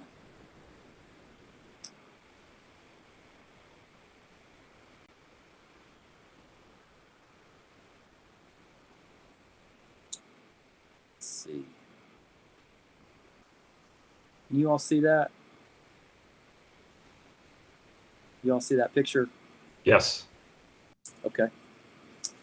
This picture hangs above my daughter's headboard in her bedroom, and it's of her 3-year-old class at St. Paul's Preschool. In the middle of the picture is her teacher. His name is Nikki, and Nikki's a graduate of UNCA. She majored in classics, and she gave me permission to share her story tonight. Hey, Brian, just so Nikki you is know, I'm sorry to interrupt you, but it looks like what we see is not the picture. We did see the picture, but then it looks like your speaking notes are showing up. Oh, okay. There we go. Now we're back to the Is that picture. better? Yeah. Okay. Sorry. Nikki was intellectually gifted enough to move on to PhD work, but she decided instead to spend her life serving kids. And she worked part-time at St. Paul, part-time at the mall, and part-time doing babysitting, and yet she still couldn't afford anything but a derelict rundown motel on Merriman Avenue. I've had a chance to visit with her in this space. She paid over $1,000 a month. Basically, it's a 15 by 15 room with a bed in the middle, no kitchen, and a lot of black mold. And last fall, she sold her car to try to make ends meet, and then ultimately decided that she had to move to Louisville, where housing costs are quite a bit lower. And Nikki is the person I think about when I consider the face of this development. She's a 30% AMI resident, and that's who we want to prioritize. And so on behalf of folks like Nikki and people who clear our tables and change our bed sheets, take care of our children, I'm grateful for this chance to present and for you all to consider our conditional zoning request. As I said, there's a number of folks from our team here tonight. Feel welcome to ask them any questions.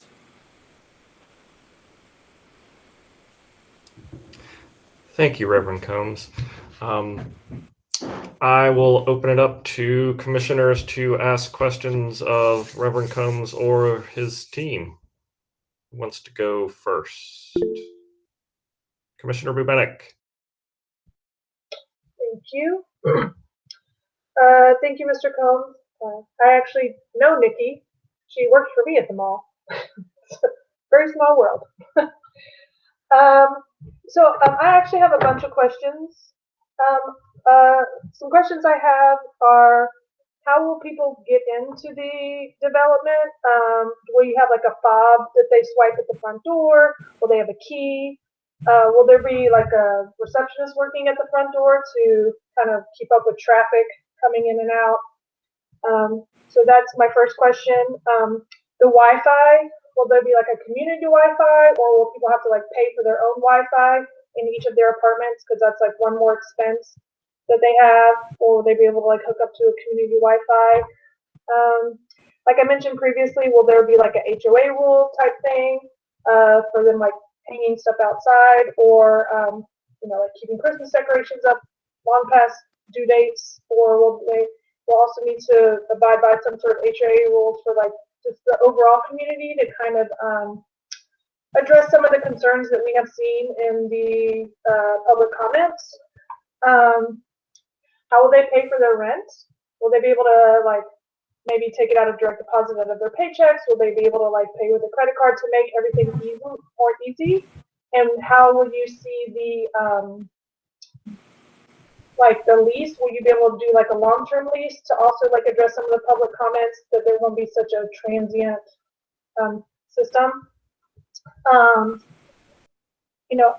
I do support affordable housing, and I do think that there is a difference between affordable housing and short-term, homeless shelter. And I do see this as a affordable housing project. And so, I do want to support this project, but I do also want us to address the concerns from the community. Another thing I want us to look at as we move forward with projects is, like we talked about on the first project tonight, there's a lot of vacant buildings in the community that can be transformed into a project just like this. So I don't think it's necessary for us to just build something because we have the land, but we could look at other options in the community and work together with those types of things. Thank you. That was a lot, sorry. Thank you, Commissioner. I'll do my best to answer as many of those questions as I can remember. Whatever I missed, please come back to me. The property management will have an agreement about how you organize the balcony, and there won't be a provision for things hanging from the railings or the ceilings. In terms of how people will access the building, it'll be a key fob system that you can enter the building through West Haywood Street, or what we would hope is that residents that do have cars can park underneath the building and then come up the elevator. That's why the elevator shaft is situated where it is, so that residents can have the primary parking spaces and then access the building and then their own apartments that way. In terms of the community space, it's intended to be a place where relationship building happens. Think community potlucks, remember people's birthday, take a yoga class together. What we've learned about poverty is that it has this insidious habit of isolating people, and we want as many excuses as we can think of to bring people into relationship with one another, and that's why the space is intended to be so expansive. So it's, again, multi-purpose, lots of different things happening in that room. What other questions did you have? That's pretty much it. I'll let the other commissioners up go. I know they have a lot of other questions as well. I'm going to guess there may be some similar or same questions from different people. So Commissioner Fairclough. Thank you, Chair. Thank you, Reverend, for the presentation. When I was looking around on the map, it looks like the Asheville Transit Authority has a building near this or down the street from this. Is that just a housing location for those buses, or is there an actual drop-off pickup place for occupants? That might be a question for Ms. Tuck. Actually, I could answer that. That is the bus garage that's right there. That's directly across the street off of West Haywood. There is a transit stop. I think the closest one is on the corner of West Haywood and Klingman and Hilliard, though. Correct? My point being, I'd like to see there be a public transit node somewhere within walking distance of that to alleviate these traffic concerns of the neighborhood. And also going for affordable housing, if they're struggling to make house payments, they're going to be struggling to make car payments. So the more we can avoid having to force someone to buy a car, that's a pro. I'm just trying to educate myself on this particular scenario. So there are, I think I don't know if it's the closest stop, but the ones that we've been looking at are the ones east of the project along West Haywood up to Klingman. Is that right? Klingman? Yes. Yeah. Those are probably the stops that we would expect. I think there's some more like southeast of the site, but those are the ones that would provide the best connection. And that is why it was suggested that the applicant consider adding a pedestrian crossing. Let me go back to the aerial. So we want to try to get a crossing from the project area to, there's a nice sidewalk on the south side of Hilliard that leads to those transit stops. So we were trying to get people safely across in order to get them easy access to the transit. And we just hadn't decided, as I mentioned, if the crossing should occur maybe up here or if it should be maybe down here closer to the door. But it's a concern that's being looked into. So, all right, thank you.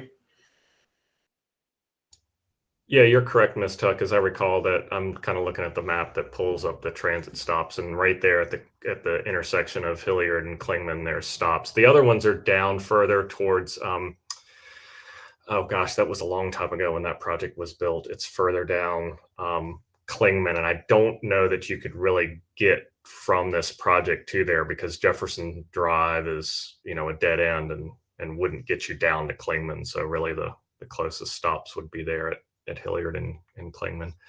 Commissioner Simmons, you had your hand raised next. Thank you. I just have two questions. So for the 23 units that are dedicated to housing choice vouchers, will those be specifically reserved for housing choice vouchers, or is that first come, first served basis? And then also during the presentation by Mr. Combs, he mentioned that, based on research, there's about 4,000 single mothers within the city of Asheville. So knowing that and being aware of that, my only question is how come there is more of a focus on having more 1 bedrooms than the 2 and 3 bedrooms? Sure, those are great questions. Again, we would prioritize the 30% AMI units and reserve those for voucher holders. The voucher holders also come with a 1-year lease. So that's a requirement for the length of time. That's an interesting question you're asking about why not do more 2 and 3 bedroom units. In our experience, the demographic that is most forgotten about is single men, middle age, and that's why we prioritize the 1 bedrooms. However, what's distinctive about our project is 2 and 3 bedrooms are very rare, and most affordable housing usually errs on the side of efficiency. So these are very generous homes. But the line that's the longest is still single men, and then that's why there's more 1 bedrooms than any other size.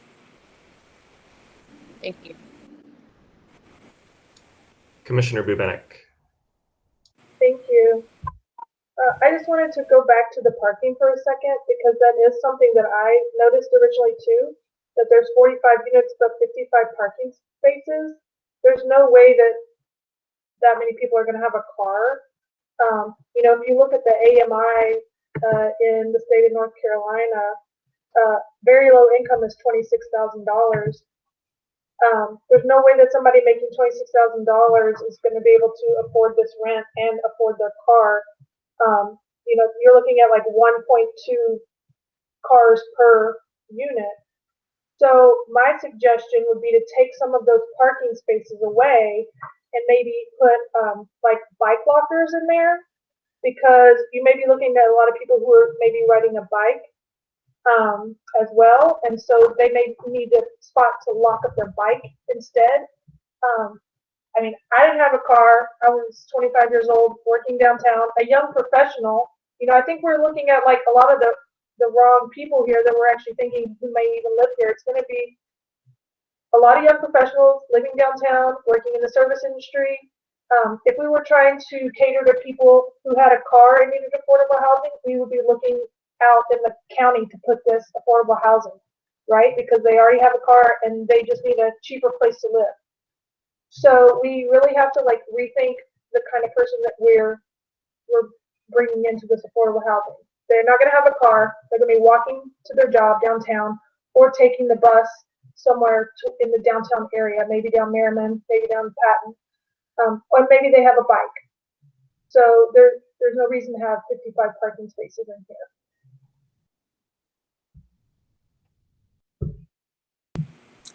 Sure, that's a great question. We've gone back and forth about parking from the very beginning. The neighborhood has been so clear with us that there's no scenario where they want to see parking on West Haywood Street, and there's not enough spaces if you only do surface parking for the residents that will have cars. That's why the building's on the podium, to have parking underneath. I do think you're right, since there will be some folks that can't afford parking. There are 2 required bike racks that we'll have on site, but one idea that's been mentioned to me is, what if we purchased a car and then use that as a car that could be rented out by residents, perhaps electric bikes, those kind of things. We continue to be in discussion about, but thank you for that feedback about reducing the parking.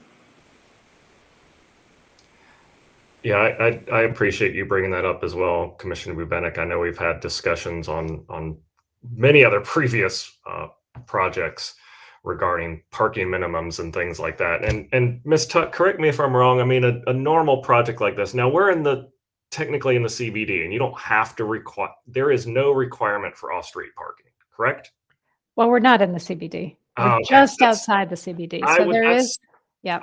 I couldn't remember if it ended at Klingman or kept going. So yeah. So is it parking is required.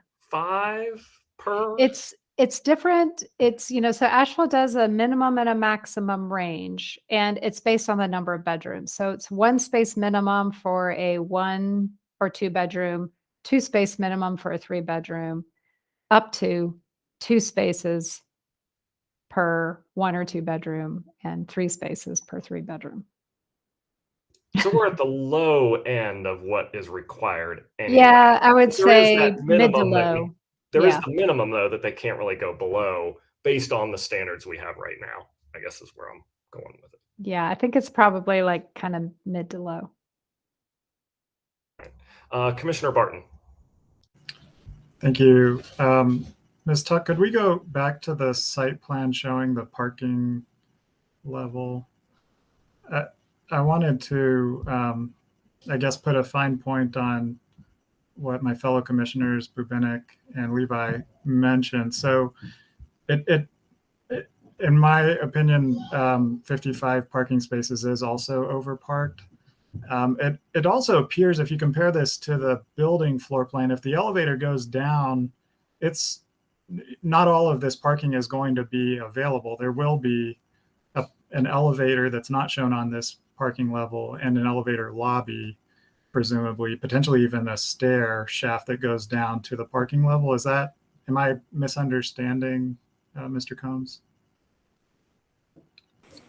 I would invite Ward Griffin, our contractor, to answer that question. Yeah, so hi, Ward Griffin here. There is actually some reconciliation that's being done with this parking layout and the footprint with the architecture above. There will be, the elevator will open directly into the garage area down there without a large lobby. So there, and then the staircase entrance will be separate from that down there. So we are maintaining the 55 spaces on that platform area. The exact configuration of those may change slightly as the plans, particularly the structural mechanicals, continue to develop over the next couple of weeks. Okay, thank you. And yeah, to revisit the previous comment by Commissioner Levi, the location of the handicap accessible parking spaces, you know, it's a fine point. I know these are conceptual plans, but would likely need to shift close to the elevator. And I bring that up because there's a couple of mentions of handicap parking. One is in the conditions, the proposed conditions. Number 6 says that 2 handicap parking spaces will be required. 3 are shown on the plan. I think that as I read the UDO, it's a minimum of 2 would be required. So I would advocate just putting in that word minimum, you know, because it may, honestly, by the time these floor plans go through permitting, I wouldn't be surprised if 4 handicap parking spaces are required, you know, depending on how many type A units you end up having. And so I would just advocate that we make a very, very modest amendment to that condition that just says a minimum of 2 handicap parking spaces are required. But I would, if it's possible to provide some flexibility on the 55, I would be in support of that. Just because it's hard for me to visualize with an elevator and stair shaft coming down into the parking layout that not impacting your ability to deliver the number of parking spaces that you're currently listing. We could amend that condition to say a maximum of 55 parking spaces.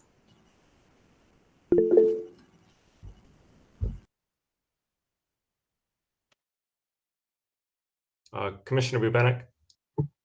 Thank you. Just an idea. You could also, along with the bike lockers, which I think bike racks are great, but bikes get stolen off of them. So I think bike lockers are better, but you could also maybe build some storage lockers down there because people do have a lot of stuff and they can't always put it in these apartments. So, you know, if they have them downstairs, they could store some stuff down there. So just a thought is you could turn some of these parking spots into storage lockers or bike lockers. That way people don't have all their stuff off in a storage facility and then they have no car to drive over to it.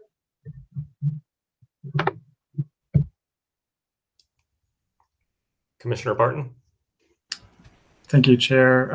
I forgot I had another revisiting of a comment of Commissioner Simmons. The voucher acceptance, I think I heard Mr. Combs say something that's actually stronger than what is presented in the conditions.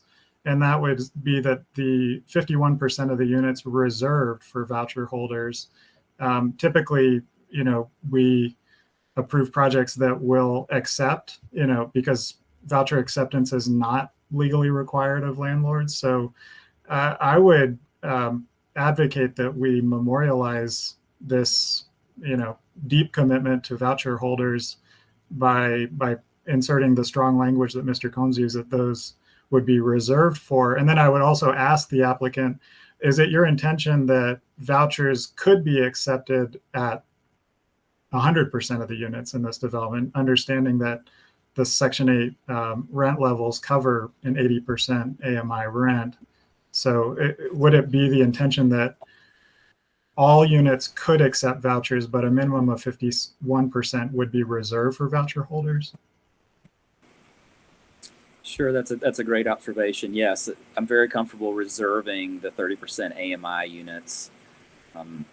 And absolutely, the 60 and 80% could accept vouchers as well. Interestingly enough, one of the things you talk a lot about with these affordable housing developments, especially the deeply affordable ones, is again, how do you make it pencil? And the ceiling of the rent that you can charge for voucher holders has been increased. So voucher holders actually create more revenue that would allow us to do more programming and hire more staff if we accepted them.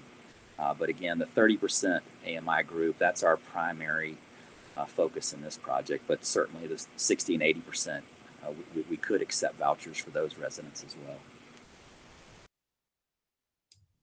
I guess what I would ask Reverend Combs, and you can think about this, I don't need an answer, right this second, but I think what Commissioner Barton is proposing is that, and we need, to make a change to the project conditions, we would need your approval. What he's proposing is that I'm looking over this, I think we would end up adding another line, and Ms. Tuck, you can kind of help me, that would state that all units would or could accept housing choice vouchers? Or do we even need to add that in? I don't know that we need to, but we certainly could. Commissioner Barton, is that kind of what your intent was? I'll ask you too for clarification.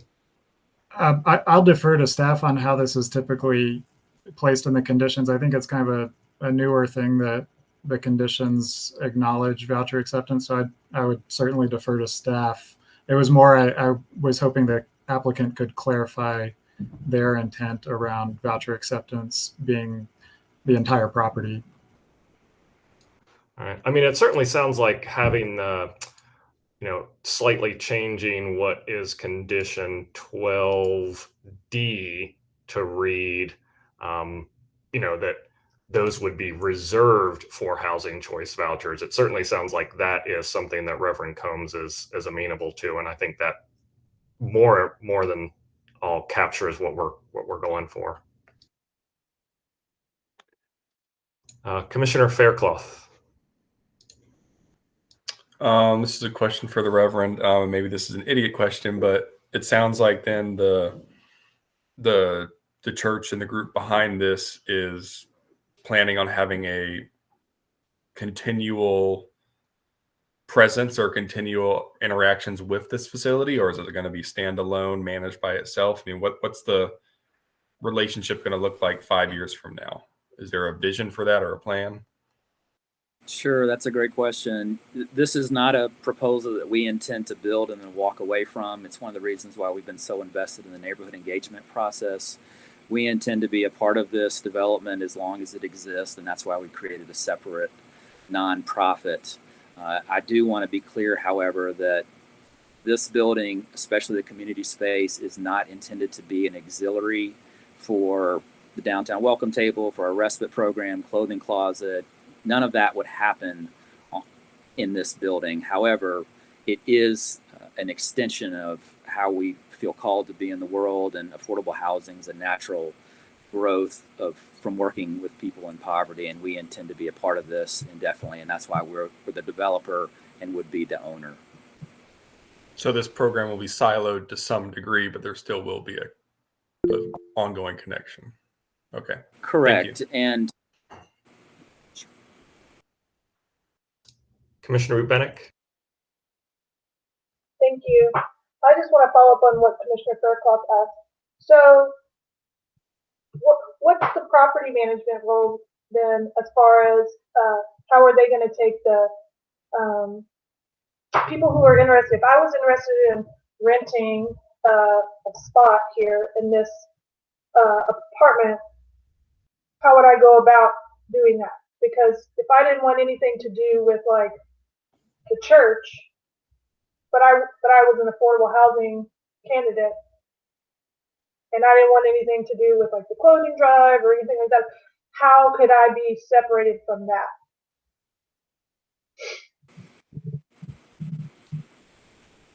it's important to name that there's no preferential option that's going to be offered to people who are associated with the church. There'll be an open application process. Anybody can apply, and then based on our scoring matrix for our resident application process, whoever is the best fit is who would be moved to the front of the line. So there would be no expectation that you would have any relationship with what happens across the street.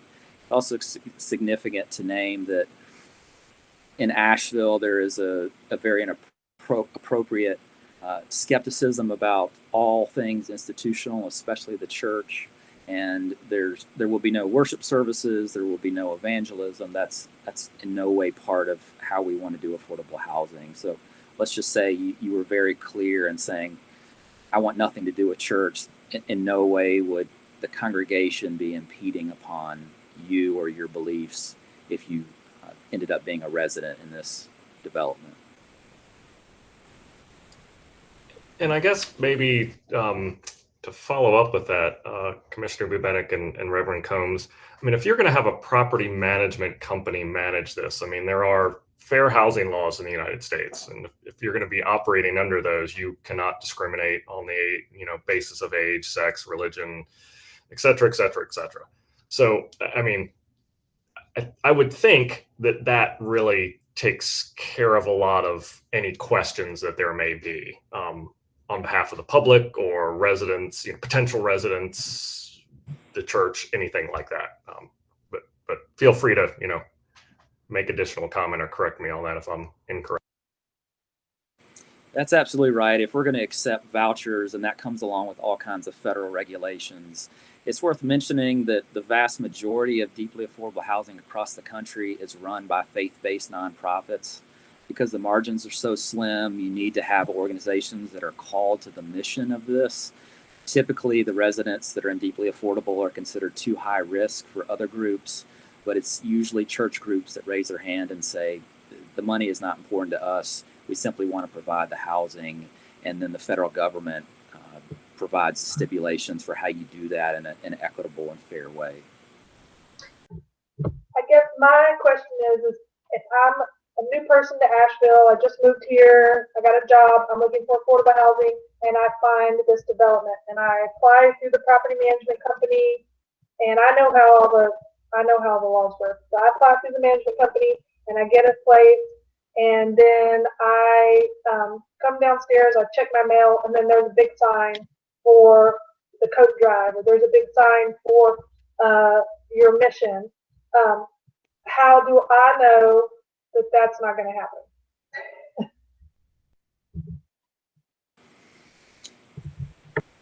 That's never occurred to me, to advertise church services or programming in the community space or in the mailboxes or on the front doors of residents. Thank you for raising that possibility, but that simply has never been a consideration.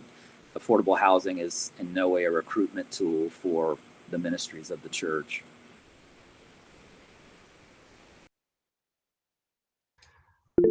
I've got a few technical questions, and I'm just going to kind of list these off, and I'm going to guess that Mr. Griffin, and I believe it was Mr. Kennard, I think you said, Reverend Combs, that was part of the site and landscape.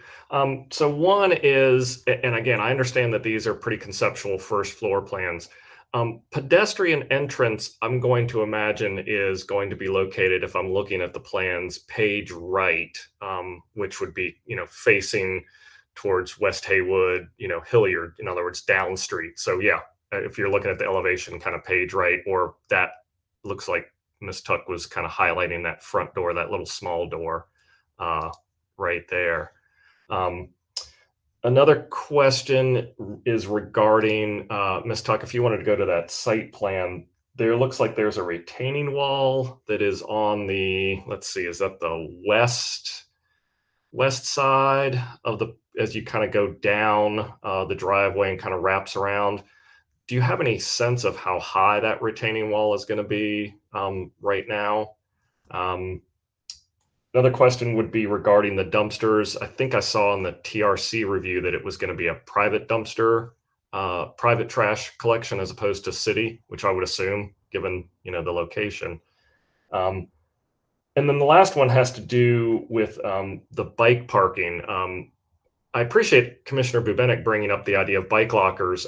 My comment had to do more with the location of the bike rack in front of the building, kind of there, looks like it's right across from Jefferson Street. I certainly like the fact that it's on the front, and I know there are requirements about where they have to be. And, we've had these discussions before, placing them on a sidewalk, you're impeding part of the sidewalk, then you've got the bikes there, and there's certainly more risk for being damaged, stolen, et cetera, et cetera. And I'm wondering if there might be a better placement, either just kind of tucked around the side, or again, I think the bike lockers is a great idea, but just the consideration of perhaps where that particular bike rack is, I think is certainly important. So, and I'll let you guys answer those questions. I'll take a stab at these first couple ones and let John maybe jump in on the other ones. I know that we do have that single door pedestrian entrance shown on the street too. I think that we also envision an entrance the right-hand side of the street level of the building. That is really the community space.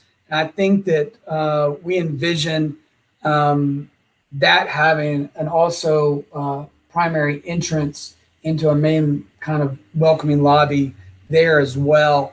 Off that little, and see what looks like a patio right there, that'll serve as an additional entrance into that community space.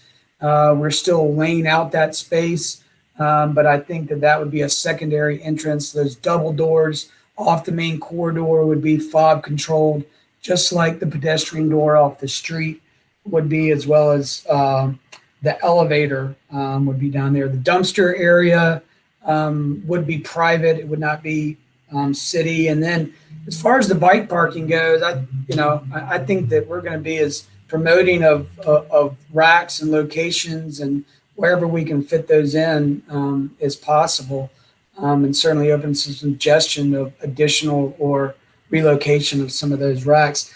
The retaining wall height, in particular, I'll turn over to John.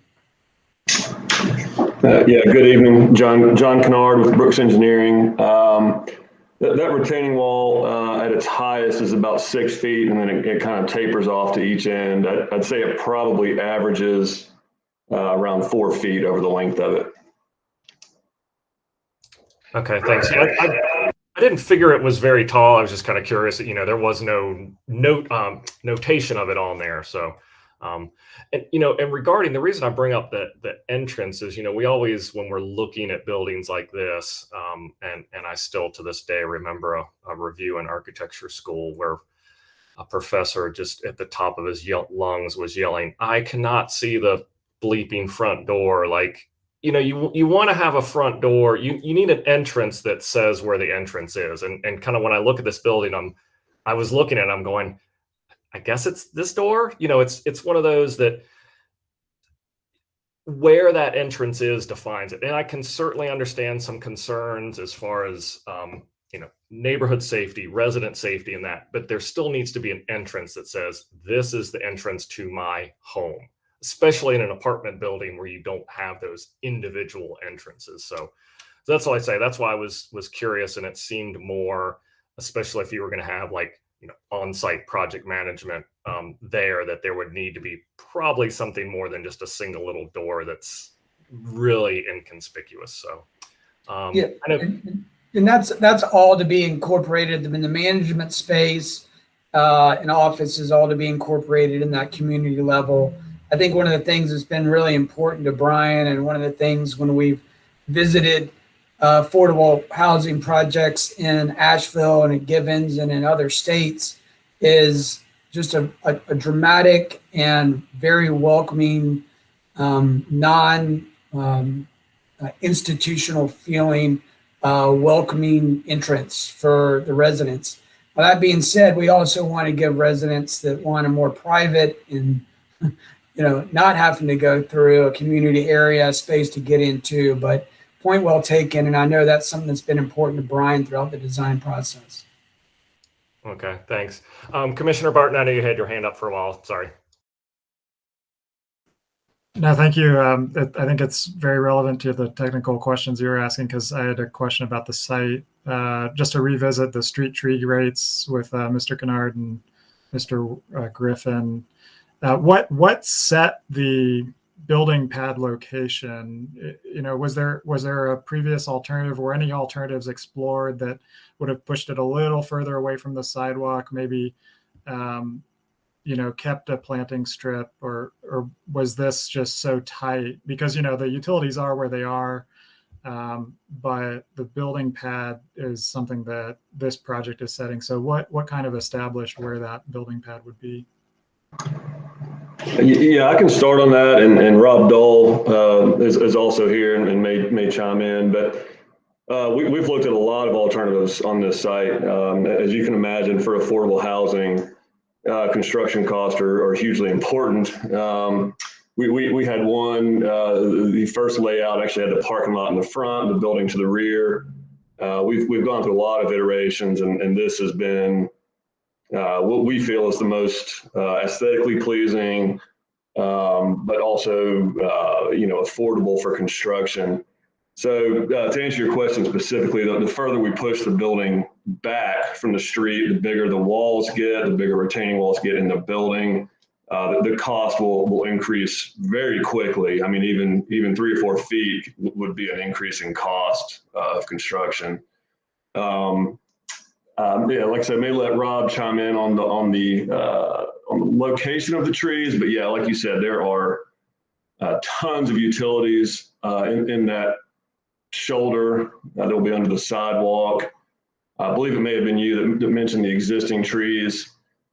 Interestingly enough, those trees probably should never have been planted. They're directly on top of a large water line. The city would never allow that in these days. So yeah, definitely a lot of issues to overcome when it relates to the building location and the tree locations.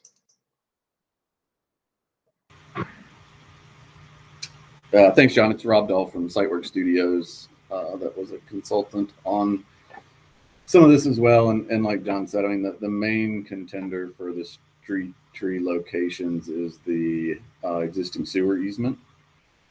That's the driver that's sort of pushing these up against the building. In the past, we've been able to work with Kevin and the MSD folks. I think I got him to let me get 4 feet into a sewer easement on a downtown infill project. So I don't know if they'll be that liberal on this one, but we're certainly willing to have that conversation. We would prefer not to have them against the building, but I'd rather have street trees against a building than not have street trees and go to like a planter type scenario where I think you start to lose the effect of the canopy. And as John said too, I mean, we looked pretty hard at like, was there any way to save the 3 trees that are out there? But like you said, one, they're really too close to the edge of the road, and the idea of being able to protect those trees during any portion of construction, I think is a real long shot. But again, it's good to hear all this, because it gives us some homework to look into. Follow-up question on that, Mr. Dull. So it sounds like you did or did not look into alternatives to the street trees, because we just reviewed a project, granted completely different part of town, different many years ago, where it was allowed to replace street trees with planters, and I know instances like this have come up before, and I know the tree ordinance has been revised with the silvacells and various things to try to address some of these problems we've been seeing with street trees being planted in too small a tree grate, too close to the road, too close to a building, things like that. So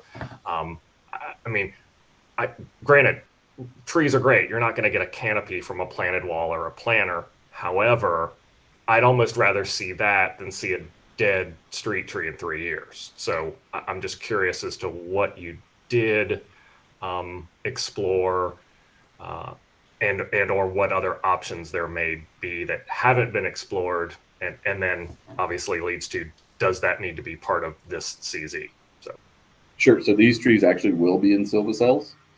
They're long linear silvacells that some of these trees will actually share silvacells.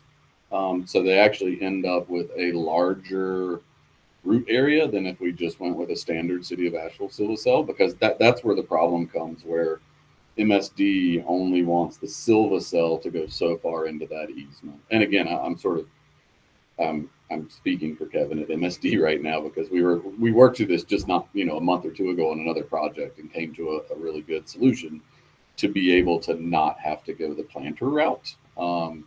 Every time we sort of say the planter route, we sort of feel like city staff would prefer not to have to do that because, like you said, you do immediately then limit, what species list you can actually put in that planter. And, I think we've seen this be successful, especially with the silva-cell. If you're not going to do the silva-cell, then I agree 100%. Why waste the money on these trees? But there has been significant, effort gone into it. And certainly as we get into detailed permit drawings, there'll be lots of coordination with Water Department, Public Works, and MSD. Okay, great. Thanks, Mr. Dahl. I appreciate that. Yes, sir. I have one other question, and it kind of relates just, overall general, and it's probably best for Reverend Combs. I know it has come up a little bit, and certainly, was mentioned in the Bowen report and has been mentioned in the Bowen report for, ad infinitum. Affordable housing for sale units are also a hugely needed, product in our area. And, I certainly know in my experience, being in the construction industry, I mean, you're talking about a different scale of building, a different scale of cost to do either individual or even row house type or even a condo type building. I presume that you guys considered that, and HCD, considered that, but I'm just curious as to how much and kind of where you ended up drawing the line with going with the rental versus the ownership model. It's a great question, and certainly generational wealth requires home ownership, and it's one reason why this is so important. We did look at that possibility. The density is a convincing factor. Interestingly enough, in all of our years on the street, what we have heard so many people say, especially that are unhoused or housed insecurely, is all I want is a place to call home. And actually, home ownership would add another layer of stress that I simply don't want. I want someone else to pay attention to the hole in the sheetrock. I want someone else to pay the bills, which, by the way, all that utilities would all be included in the rent, including Wi-Fi. That's not something residents would have to add on.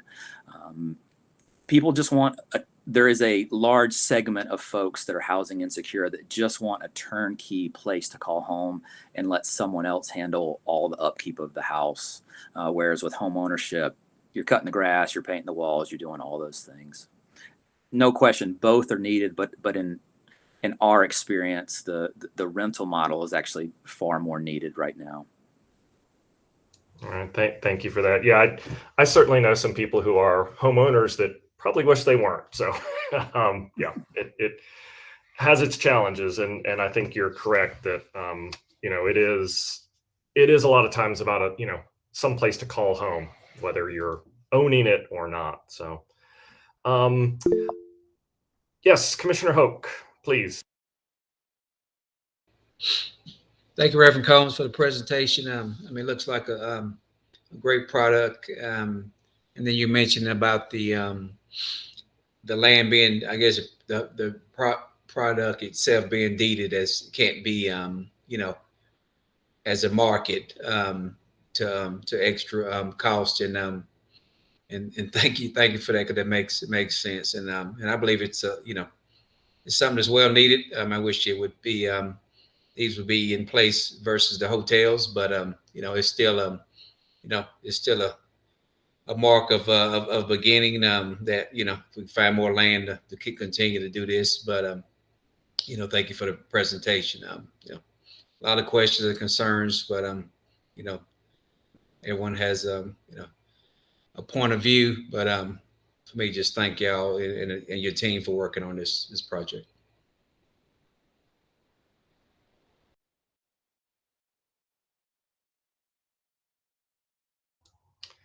All right. It is now 7:21, and we still have public comment and perhaps, responses to those questions. I'm going to ask my fellow commissioners, do any of you need a 5-minute break, or should we just keep going? Show of hands, break, yes or no? Yes? No, don't care. Yeah.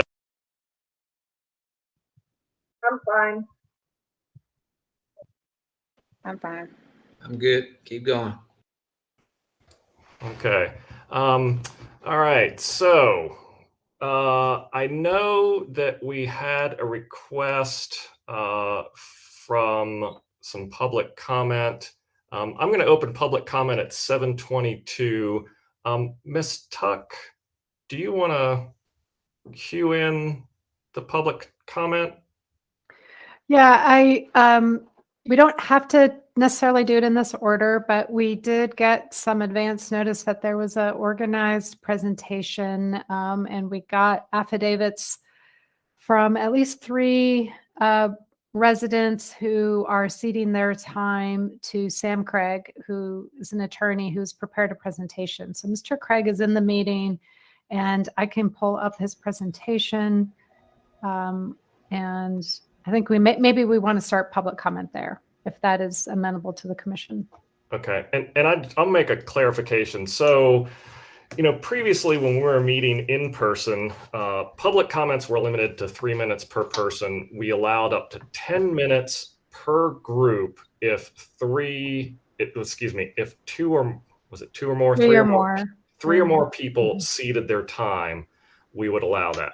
Since we've gone to the remote meeting, that has been hard to manage. And we had a request for this. And so basically what we did is we requested that, that this group present an affidavit that said that these people were ceding their time. And so I just want to make that clarification that, this is not something we just cobbled together at the last minute. This is, we're trying to find as we're doing these remote meetings, find a way to still honor what we used to do with public comment. So with that said, Mr. Craig, please go ahead. Can I wait just a moment until Shannon gets the presentation up on the screen, please? Certainly.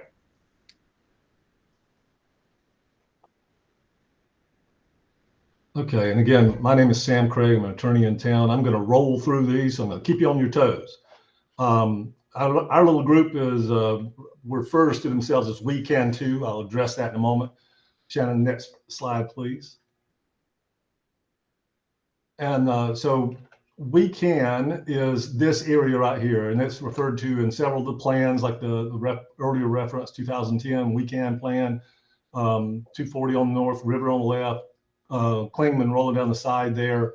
And We Can Too is a group of a little over 30 of the property owners and residents in the We Can area, in the residential area. So this is the general area of We Can. Next slide, please.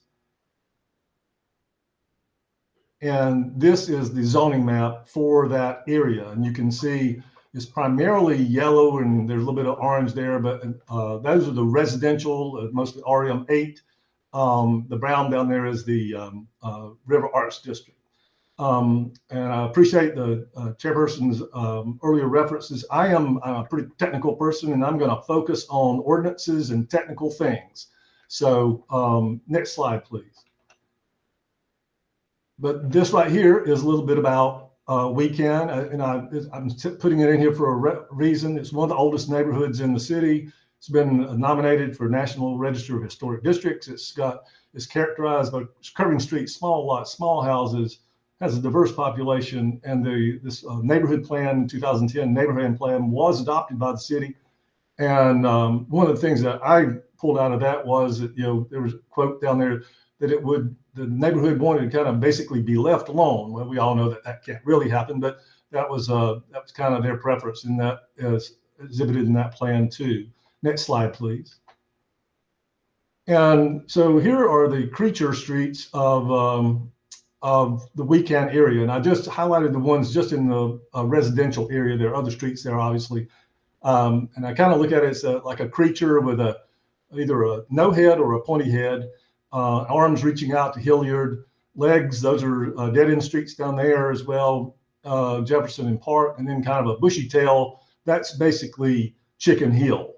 And I'm going to contend that these streets and the streets around this area are extremely important.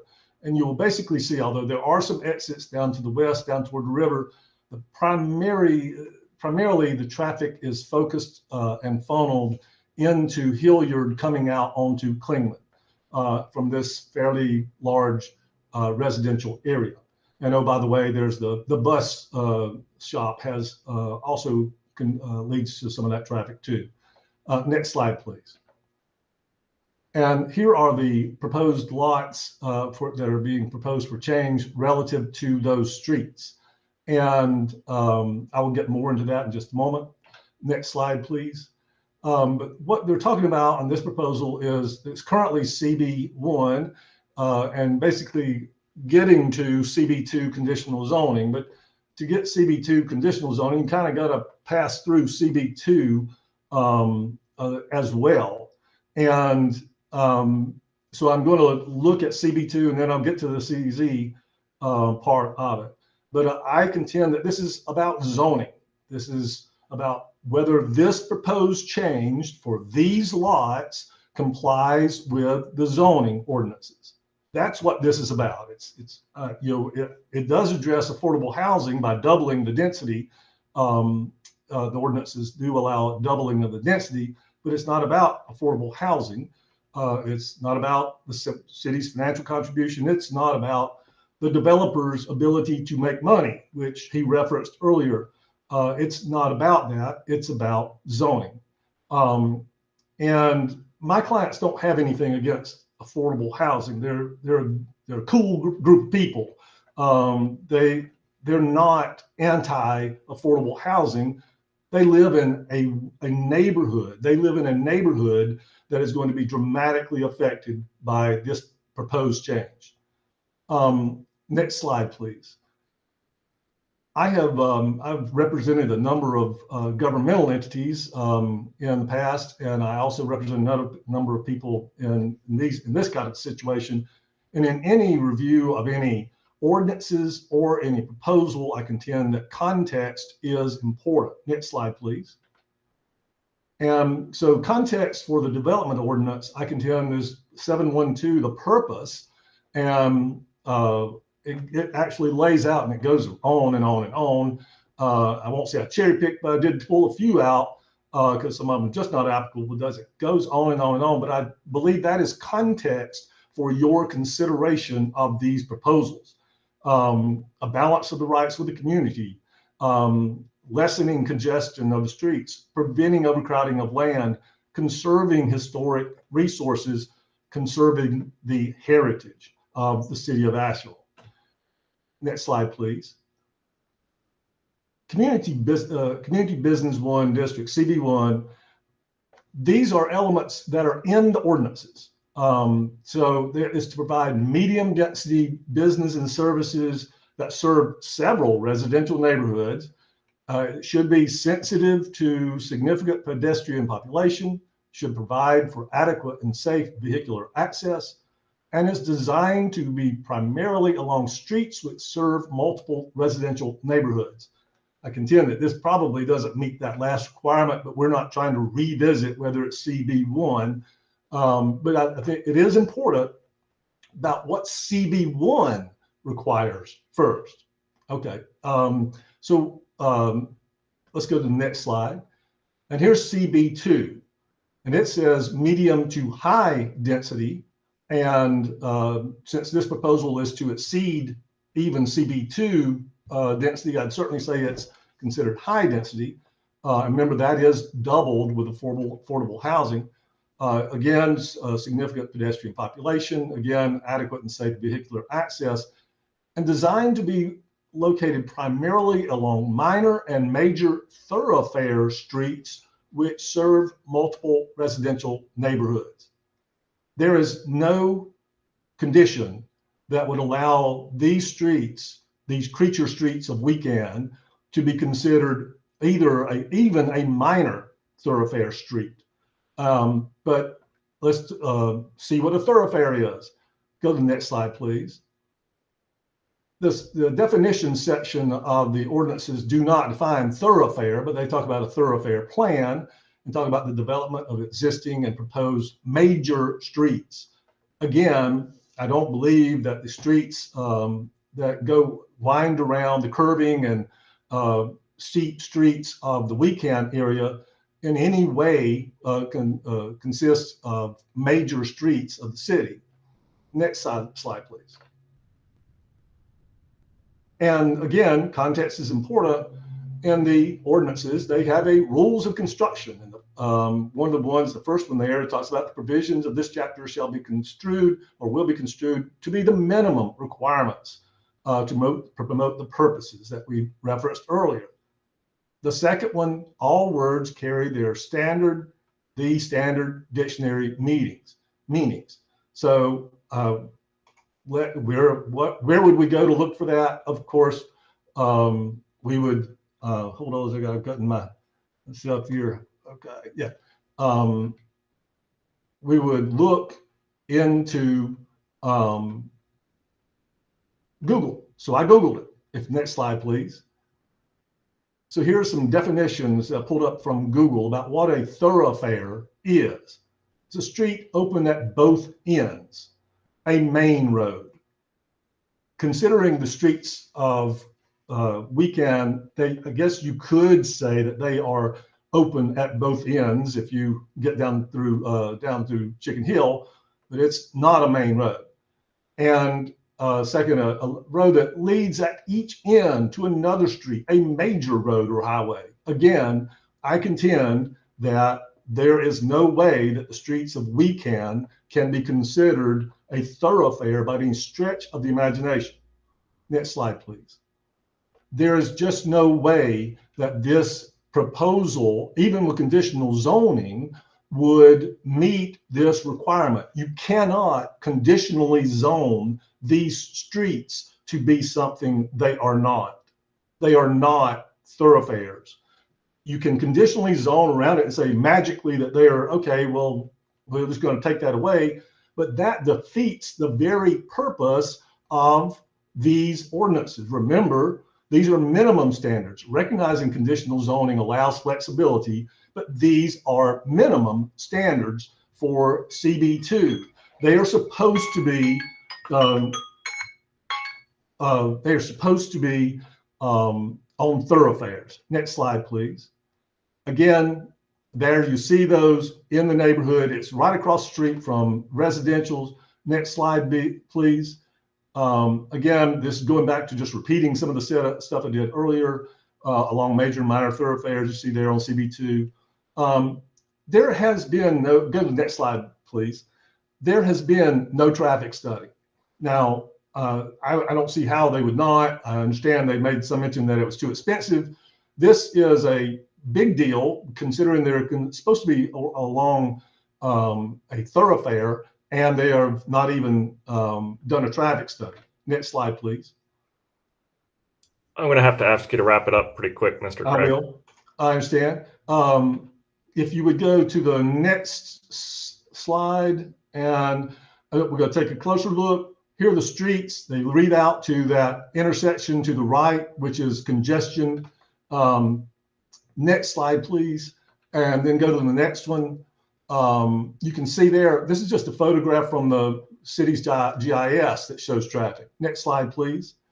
And then there are the sidewalks also lead directly into what I contend are two of the most congested and pedestrian unfriendly things in the town. Next slide, please. I do want to quickly cover the difference between CB1, CB2, and conditional zoning as proposed. You can see there the 40 per acre, 6,000 square feet, 12,000 square feet. Go to the next slide, please. CB2, without even the conditional zoning, you can see the increase there, 125, 220, 375. Those are increases that are dramatic, I contend. And next slide, please. And then conditional zoning allows flexibility. I will go to the next slide, please. And there's a proposal, 100, I actually have 46. It was a mistake on my part. That's 128% increase, but the others are correct. 208%, 408%. Next slide, please. The footprint of this thing is a monster. It is a 49,000 square foot building in an area that's not intended for not anything close to that. Next slide, please. And again, this is a neighborhood. Next slide, please. I ask that you make a recommendation to deny the change in zoning and the conditional zoning. Next slide, please. It would significantly increase traffic congestion. I don't think you need a traffic study to say that based on the number of the density increase. And these are not thoroughfares. Next slide, please. It could significantly increase traffic right into two congested intersections, not just where they're talking about the overpass. The next slide, please. And it's a dramatic increase in density, footprint, and size, and would overcrowd the land. Next slide, please. And it's going to negatively affect the weekend residential neighborhood. You've seen these pictures of it. It's a monstrosity. It is huge, and it is not compatible with the neighborhood. It does not preserve the heritage of this historic district. Next slide, please. Just ask that you deny it and recognize that this is a community, and this would dramatically affect it. And these proposals do not meet the ordinance requirements. That would be my presentation. Thank you, Mr. Craig. I appreciate that. Mr. Tu, do we have any other callers in our queue tonight? Yes, Chair, we do have a few callers. Okay. I'm going to bring in the first caller now. Thank you.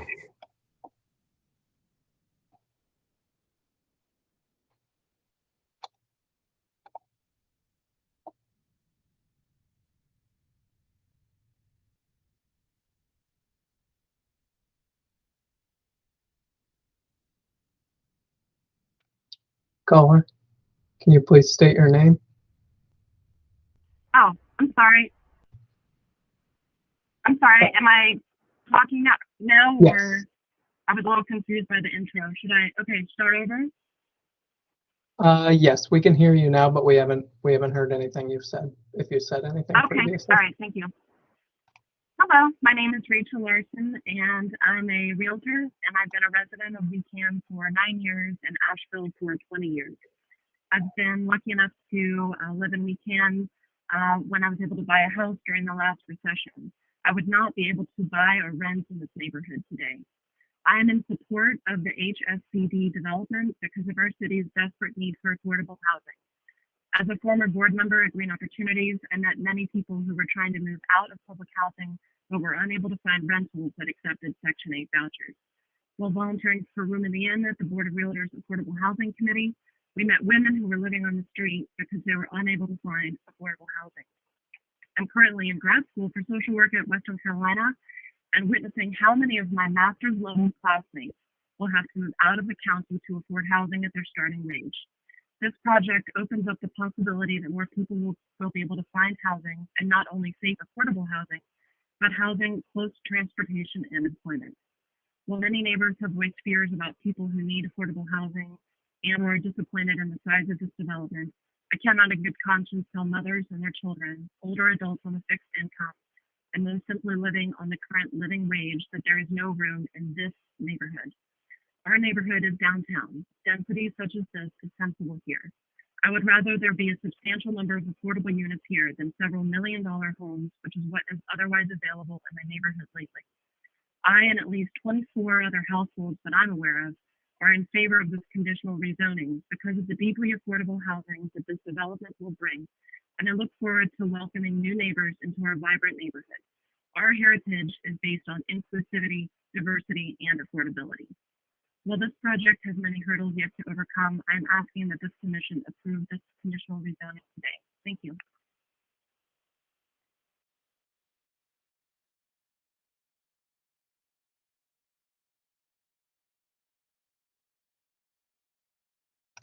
Chair, would you like me to go through each of the callers or kind of Sure. stop after each? Okay. Yeah, if you just want to go through each one, I think that'd be great. Thanks, Avery.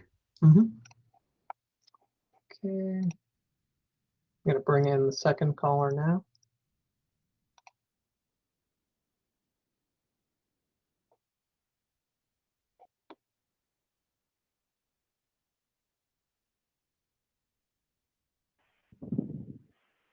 Caller, if you could please state your name. Yes, my name is Chuck Gray. I'm a resident on Haywood Street, past the curve. In fact, in front of my home is the very first and only street parking spot next to the development on what I consider the Chicken Hill Haywood part of Haywood Street that I live on.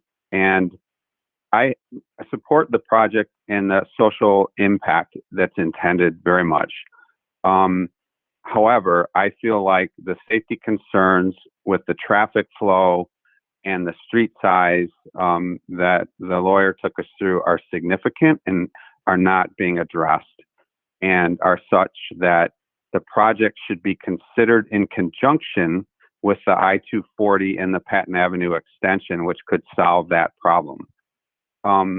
Frankly, Chicken Hill is barely wide enough to be a one-way street. I have had to back up my vehicle into people's driveways to accommodate two-way traffic. Adding even, the additional traffic of say 10% of those residents is a significant traffic load on a street situation that's already inadequate for the neighborhood. I appreciate the proximity to the bus station and the public transportation, but this is a safety issue. I ride my bicycle on this hill. I moved to Asheville to bicycle. I ride my motorcycles. I have, there's no sidewalks on Chicken Hill. You cannot walk down Chicken Hill without walking in the same lane as the traffic, which, as I stated and is clearly evident, isn't wide enough for even two-way traffic. The only other solution I see that might help is moving the driveway to the other end of the building and shifting the building towards the east to reduce the tendency of people to drive down Chicken Hill. I appreciate the accommodations for the rest of the concerns of the neighborhood, and I thank you for hearing my concerns.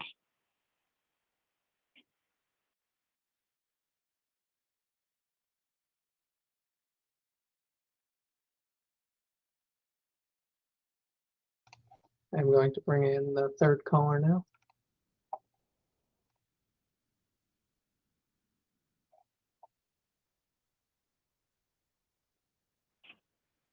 Hi, my name is Luella Heat-Dirks. Can you hear me?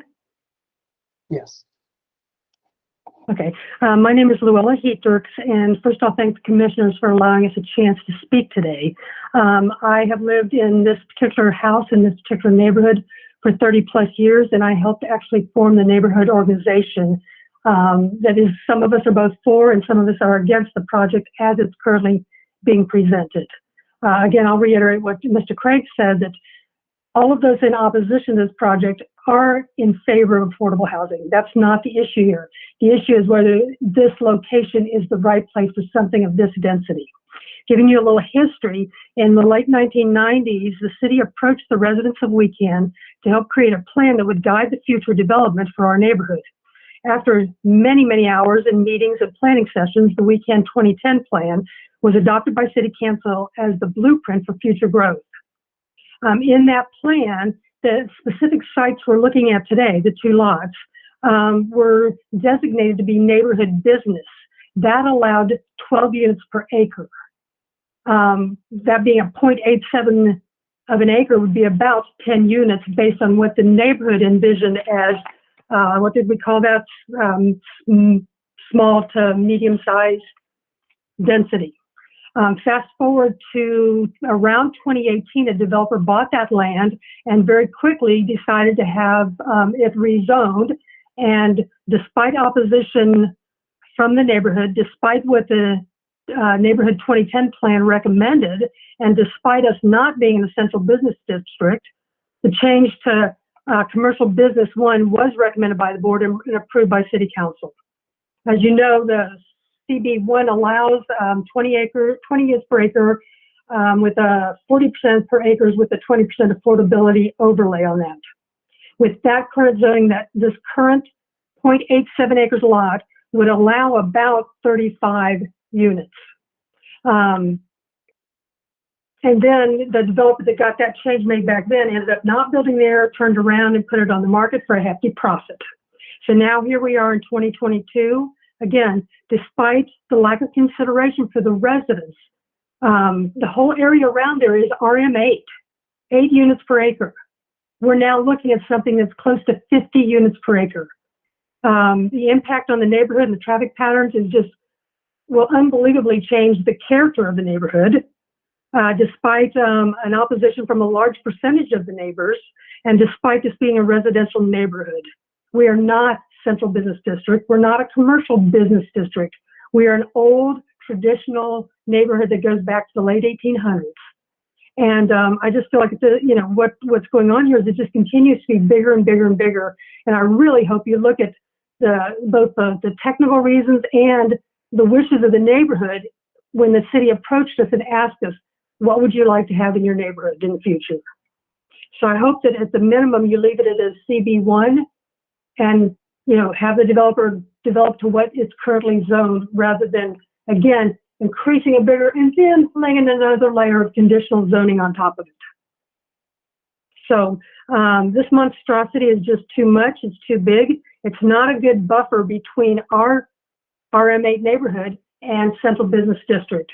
This proposal is an encroachment on the neighborhood, and I hope that you make a good decision today and not approve this zoning change. Thank you for your listening today.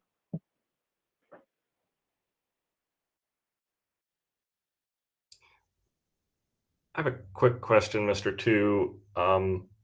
Avery 2, that is. Are you tracking time on these callers? I can never remember. I have been kind of loosely. That one was maybe slightly I can over 3 minutes, I can but track it for you. Okay, I couldn't remember what we had decided from the last meeting, so I'm just trying to make sure. Thanks. Well, that was the last caller in the queue anyway. So. Oh, okay, great. I know you said there were 3 or 4. I couldn't remember any week. That was number 3. So thank you to all the people who called in, obviously to everyone who's listening. And also, as Ms. Tuck mentioned at the beginning, we did receive all of the public comments that were submitted through the public engagement portal or that were sent using the email on the Planning and Zoning Commission website. They all have been distributed. Again, as I mentioned at the beginning, we don't necessarily read all of these public comments, but we certainly all receive them and all look at them. So read them aloud during the meeting, that is. Certainly we all read them. I hate to interrupt, but someone did just join the speaker queue if you want to allow them. Okay, yeah, certainly. I haven't closed public comment, so go ahead. Okay, I'll bring them in now.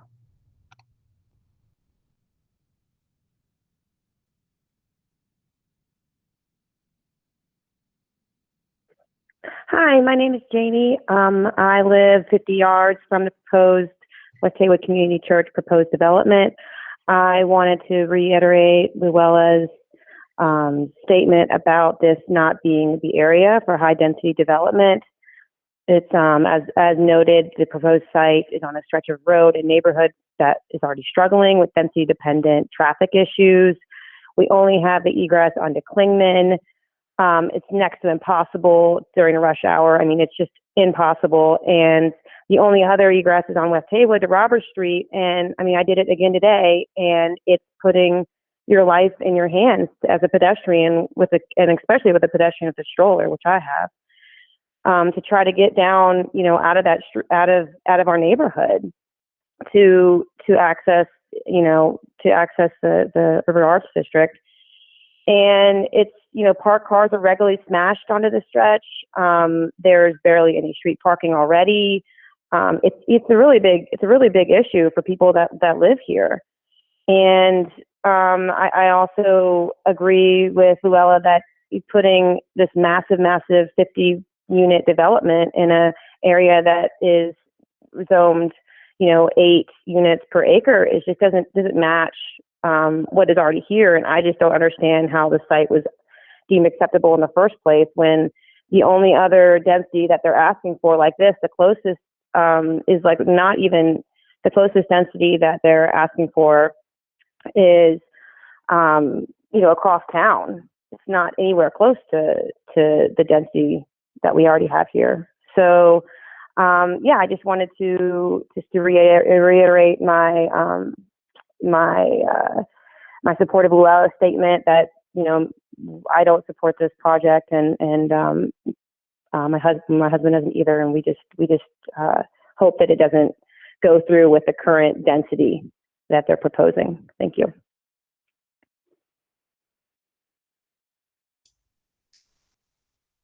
Thank you, caller. Is that it in the queue then, Mr. Two? Yes, there are no more callers. Okay. With that, we will close public comment at 7:52. Turn this off real quick. So there were a couple of comments that were made, and I will ask them of the applicant. And whoever wants to answer these, please feel free.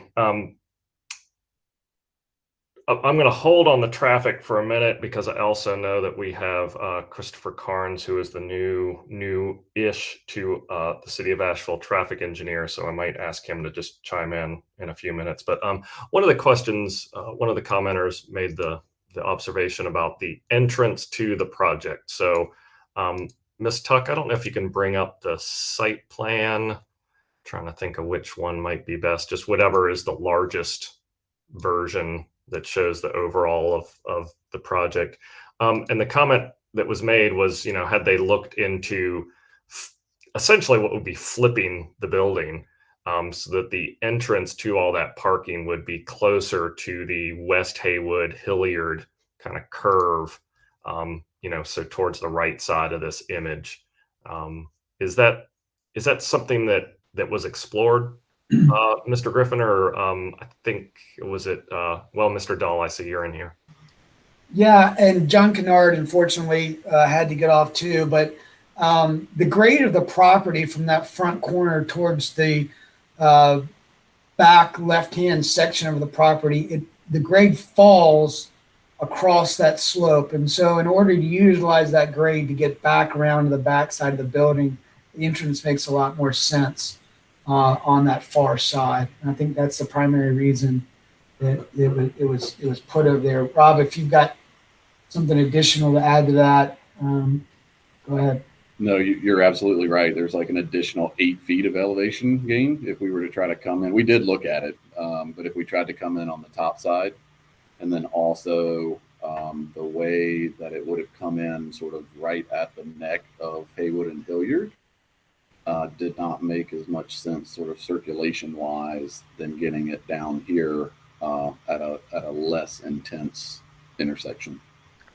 It's, I would say too, I'm not sure how to apply the standard in where West Haywood and Hilliard come together, but we normally want to space driveways away from road intersections. That's such an unusual road intersection. I'm not sure exactly if that standard applies in the same way, but that's something that we normally try to avoid as well.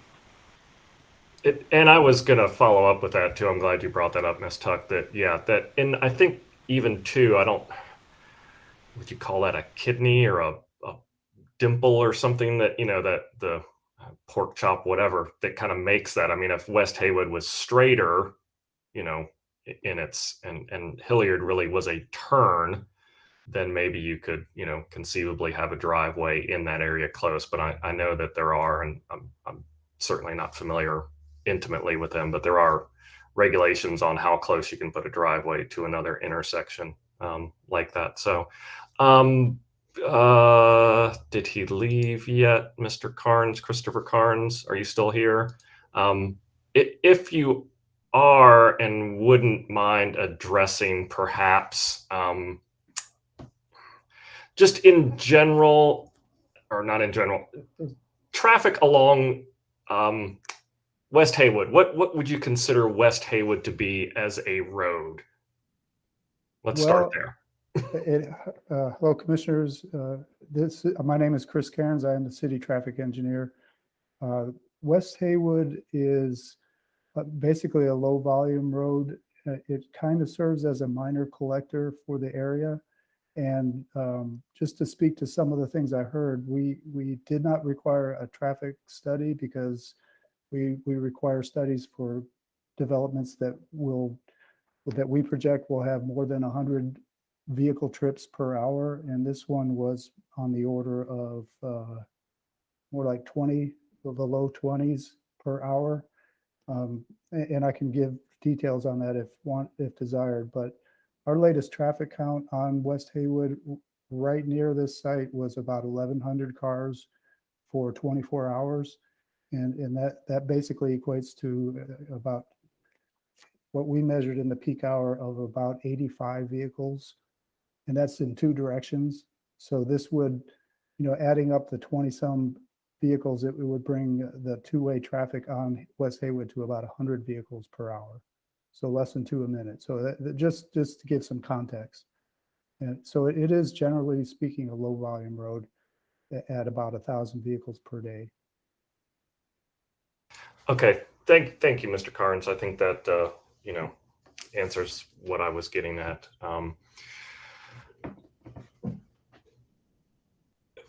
Looking back over what we've discussed so far, I know we had the potential change, and I believe Reverend Combs was amenable to it on the conditions, Exhibit E. This would be number 12, item D, that the 51% of the units would be reserved to accept housing choice vouchers. Is that correct, Mr. Combs, that you were amenable to that? I would encourage it. Yes. Okay. So Ms. Ashley, I guess, and Ms. Tuck will need to make that adjustment. I know that the pedestrian crossing had gotten added to the project conditions, so that's good. I know that was up until the other day, still tentative. Are there any other comments, questions, any discussion among the commissioners? Ms. Bubenik, Commissioner Bubenik. Thank you, Commissioner Archibald. I want to reiterate that I am so in support of affordable housing. That's one of the real reasons that I wanted to be on this commission. Okay.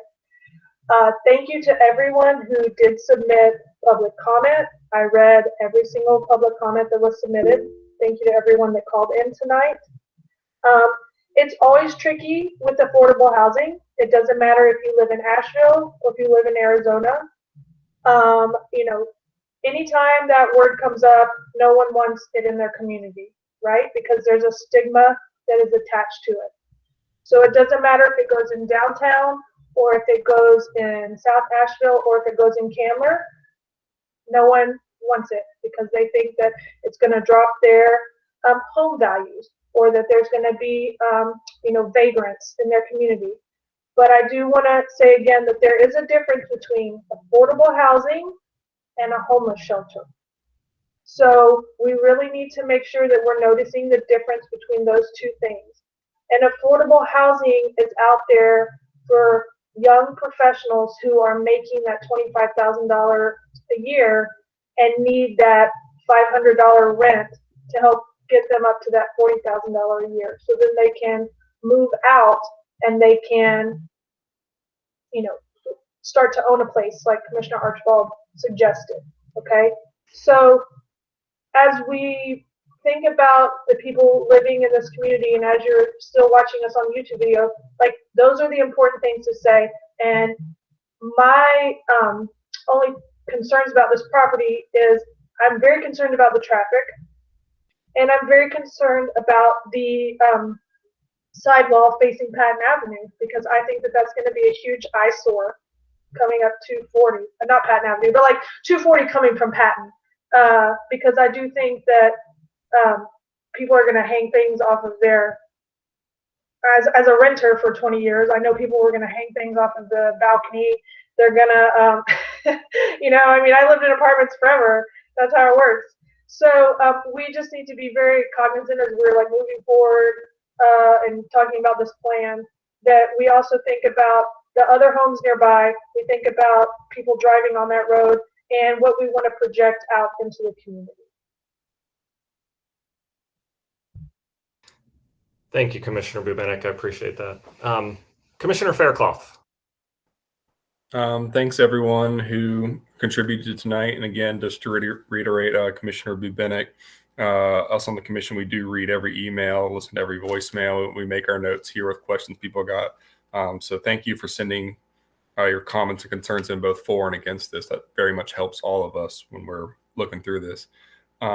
One thing I'm going to say real quick, I might get in trouble for it, but I'm going to say it. You know, there's a lot of conversation about heritage and preserving heritage of stuff. And, you know, the question we got to ask sometimes is what do we want our heritage going forward to be? You know, there's a big monument downtown that had heritage to it, but we pulled that down because it represented things we didn't like. We got to look at what our heritage is now and what we want our future generations to have. And I think some of that involves inclusivity. So thanks again to everybody. Appreciate it all. Thank you, Commissioner Faircloth. This is certainly one that I've struggled with a little bit as far as density and perhaps location. Traffic doesn't bother me so much. Those roads are what they are. I have driven up and down them. I have biked up and down them. I have walked up and down them. We have roads in the city like this all over the place. Perhaps the neighborhood might want to continue. I know they have done at least some initial discussions with the traffic department about road calming. Maybe there's a chance to look at one-way in West Haywood and one-way in Trade Streets that you have. You're still sharing your screen. Two directions. So, I think there are some, potential future things to investigate. I definitely appreciate Haywood Street congregation, Reverend Combs, Mr. Griffin, everybody on their team for bringing this project. I mean, affordable housing at what they are proposing in perpetuity just does not come. I mean, I've been on the commission for 4 years and watched and went to meetings for 2 years prior to that. This is the first one that I have seen that I can recall that was permanently affordable at this level. It doesn't happen. And as far as I'm concerned, that pretty much takes everything. That mitigates a lot of other potential concerns that I would have on this. This is a project that, frankly, 3 years ago, I would have qualified to live in this project. I probably would have qualified to live in it at 80% level last year. I am not a homeowner. I rent. I made a choice to pay more than, the standard average 30% to live where I want to live because of what I see out there and have seen out there since I moved back to Asheville in 2013. We need as many projects like this as we can get throughout the city, throughout the county. So I am just deeply grateful to this team for bringing this before us. So with that, I am happy to take a motion from someone.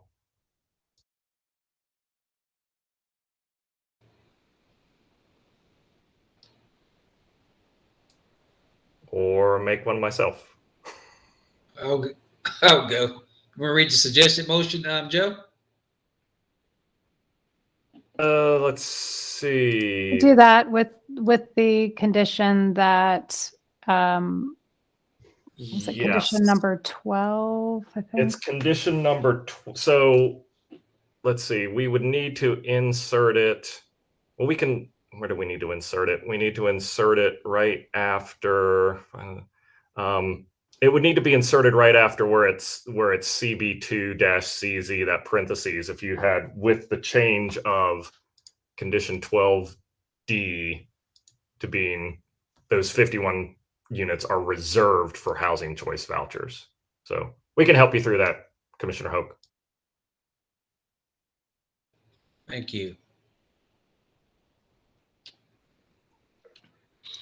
I move to approve the conditional zoning request for the property located at 343 and 347 West Haywood Street from Community Business 1, CB1, Community Business 2, Conditional Zoning CB2, CZ, and find that the request is reasonable, is in the public interest, is consistent with the city's comprehensive plan, and meets the development needs of the community, and that the request, 1, supports infill development in a strategically located area targeted for growth, 2, provides housing units in proximity to transit, employment, and parks, and 3, supports city goals for affordable housing.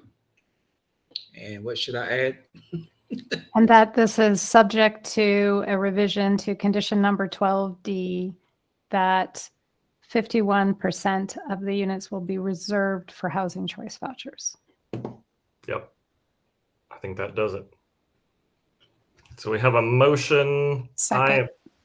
Excuse me, who seconded it? Me. Sorry. Okay, so we have a motion and a second. I'll do another roll call vote. Commissioner Faircloth. Aye. Commissioner Bubenik. Aye. Commissioner Simmons. Aye. Commissioner Barton. Aye. Commissioner Levi. Aye. Commissioner Hoke. Aye. I will vote aye as well. The motion passes 7-0. Thank you very much. Thank you very much, Reverend Combs and your team. Appreciate it very much. And good luck moving forward. I think that gets us to the end of our agenda tonight. So go ahead, Ms. Tuck. I just wanted to throw in really quickly. I know I emailed you guys last month about polling you for a late winter, early spring retreat. And I'm sorry, it's just holidays and everything's gotten in the way, but I will try to get to that this week. So watch your inboxes for that information. Okay, great. Well, you beat me to it. I was going to email you about it tomorrow. So I'm glad you brought that up. So yeah, that concludes tonight's agenda. The next scheduled meeting of the commission is set for February 2nd, 2022. As always, you can find out information about the agenda and upcoming meetings at the Planning and Zoning Commission's website. Is there a motion to adjourn? Motion to adjourn. Motion to adjourn. And I'll hit that as Commissioner Faircloth adjourn and Hoke was seconded. Before we do the vote, thank you all very much tonight. I think it was a really great meeting. So thanks. Motion to adjourn. All raise your hand and say aye. Aye. Aye. Aye. Aye. Thank you all very much. Have a great evening. Thank you, everyone. Bye. See y'all later. Stay dedicated.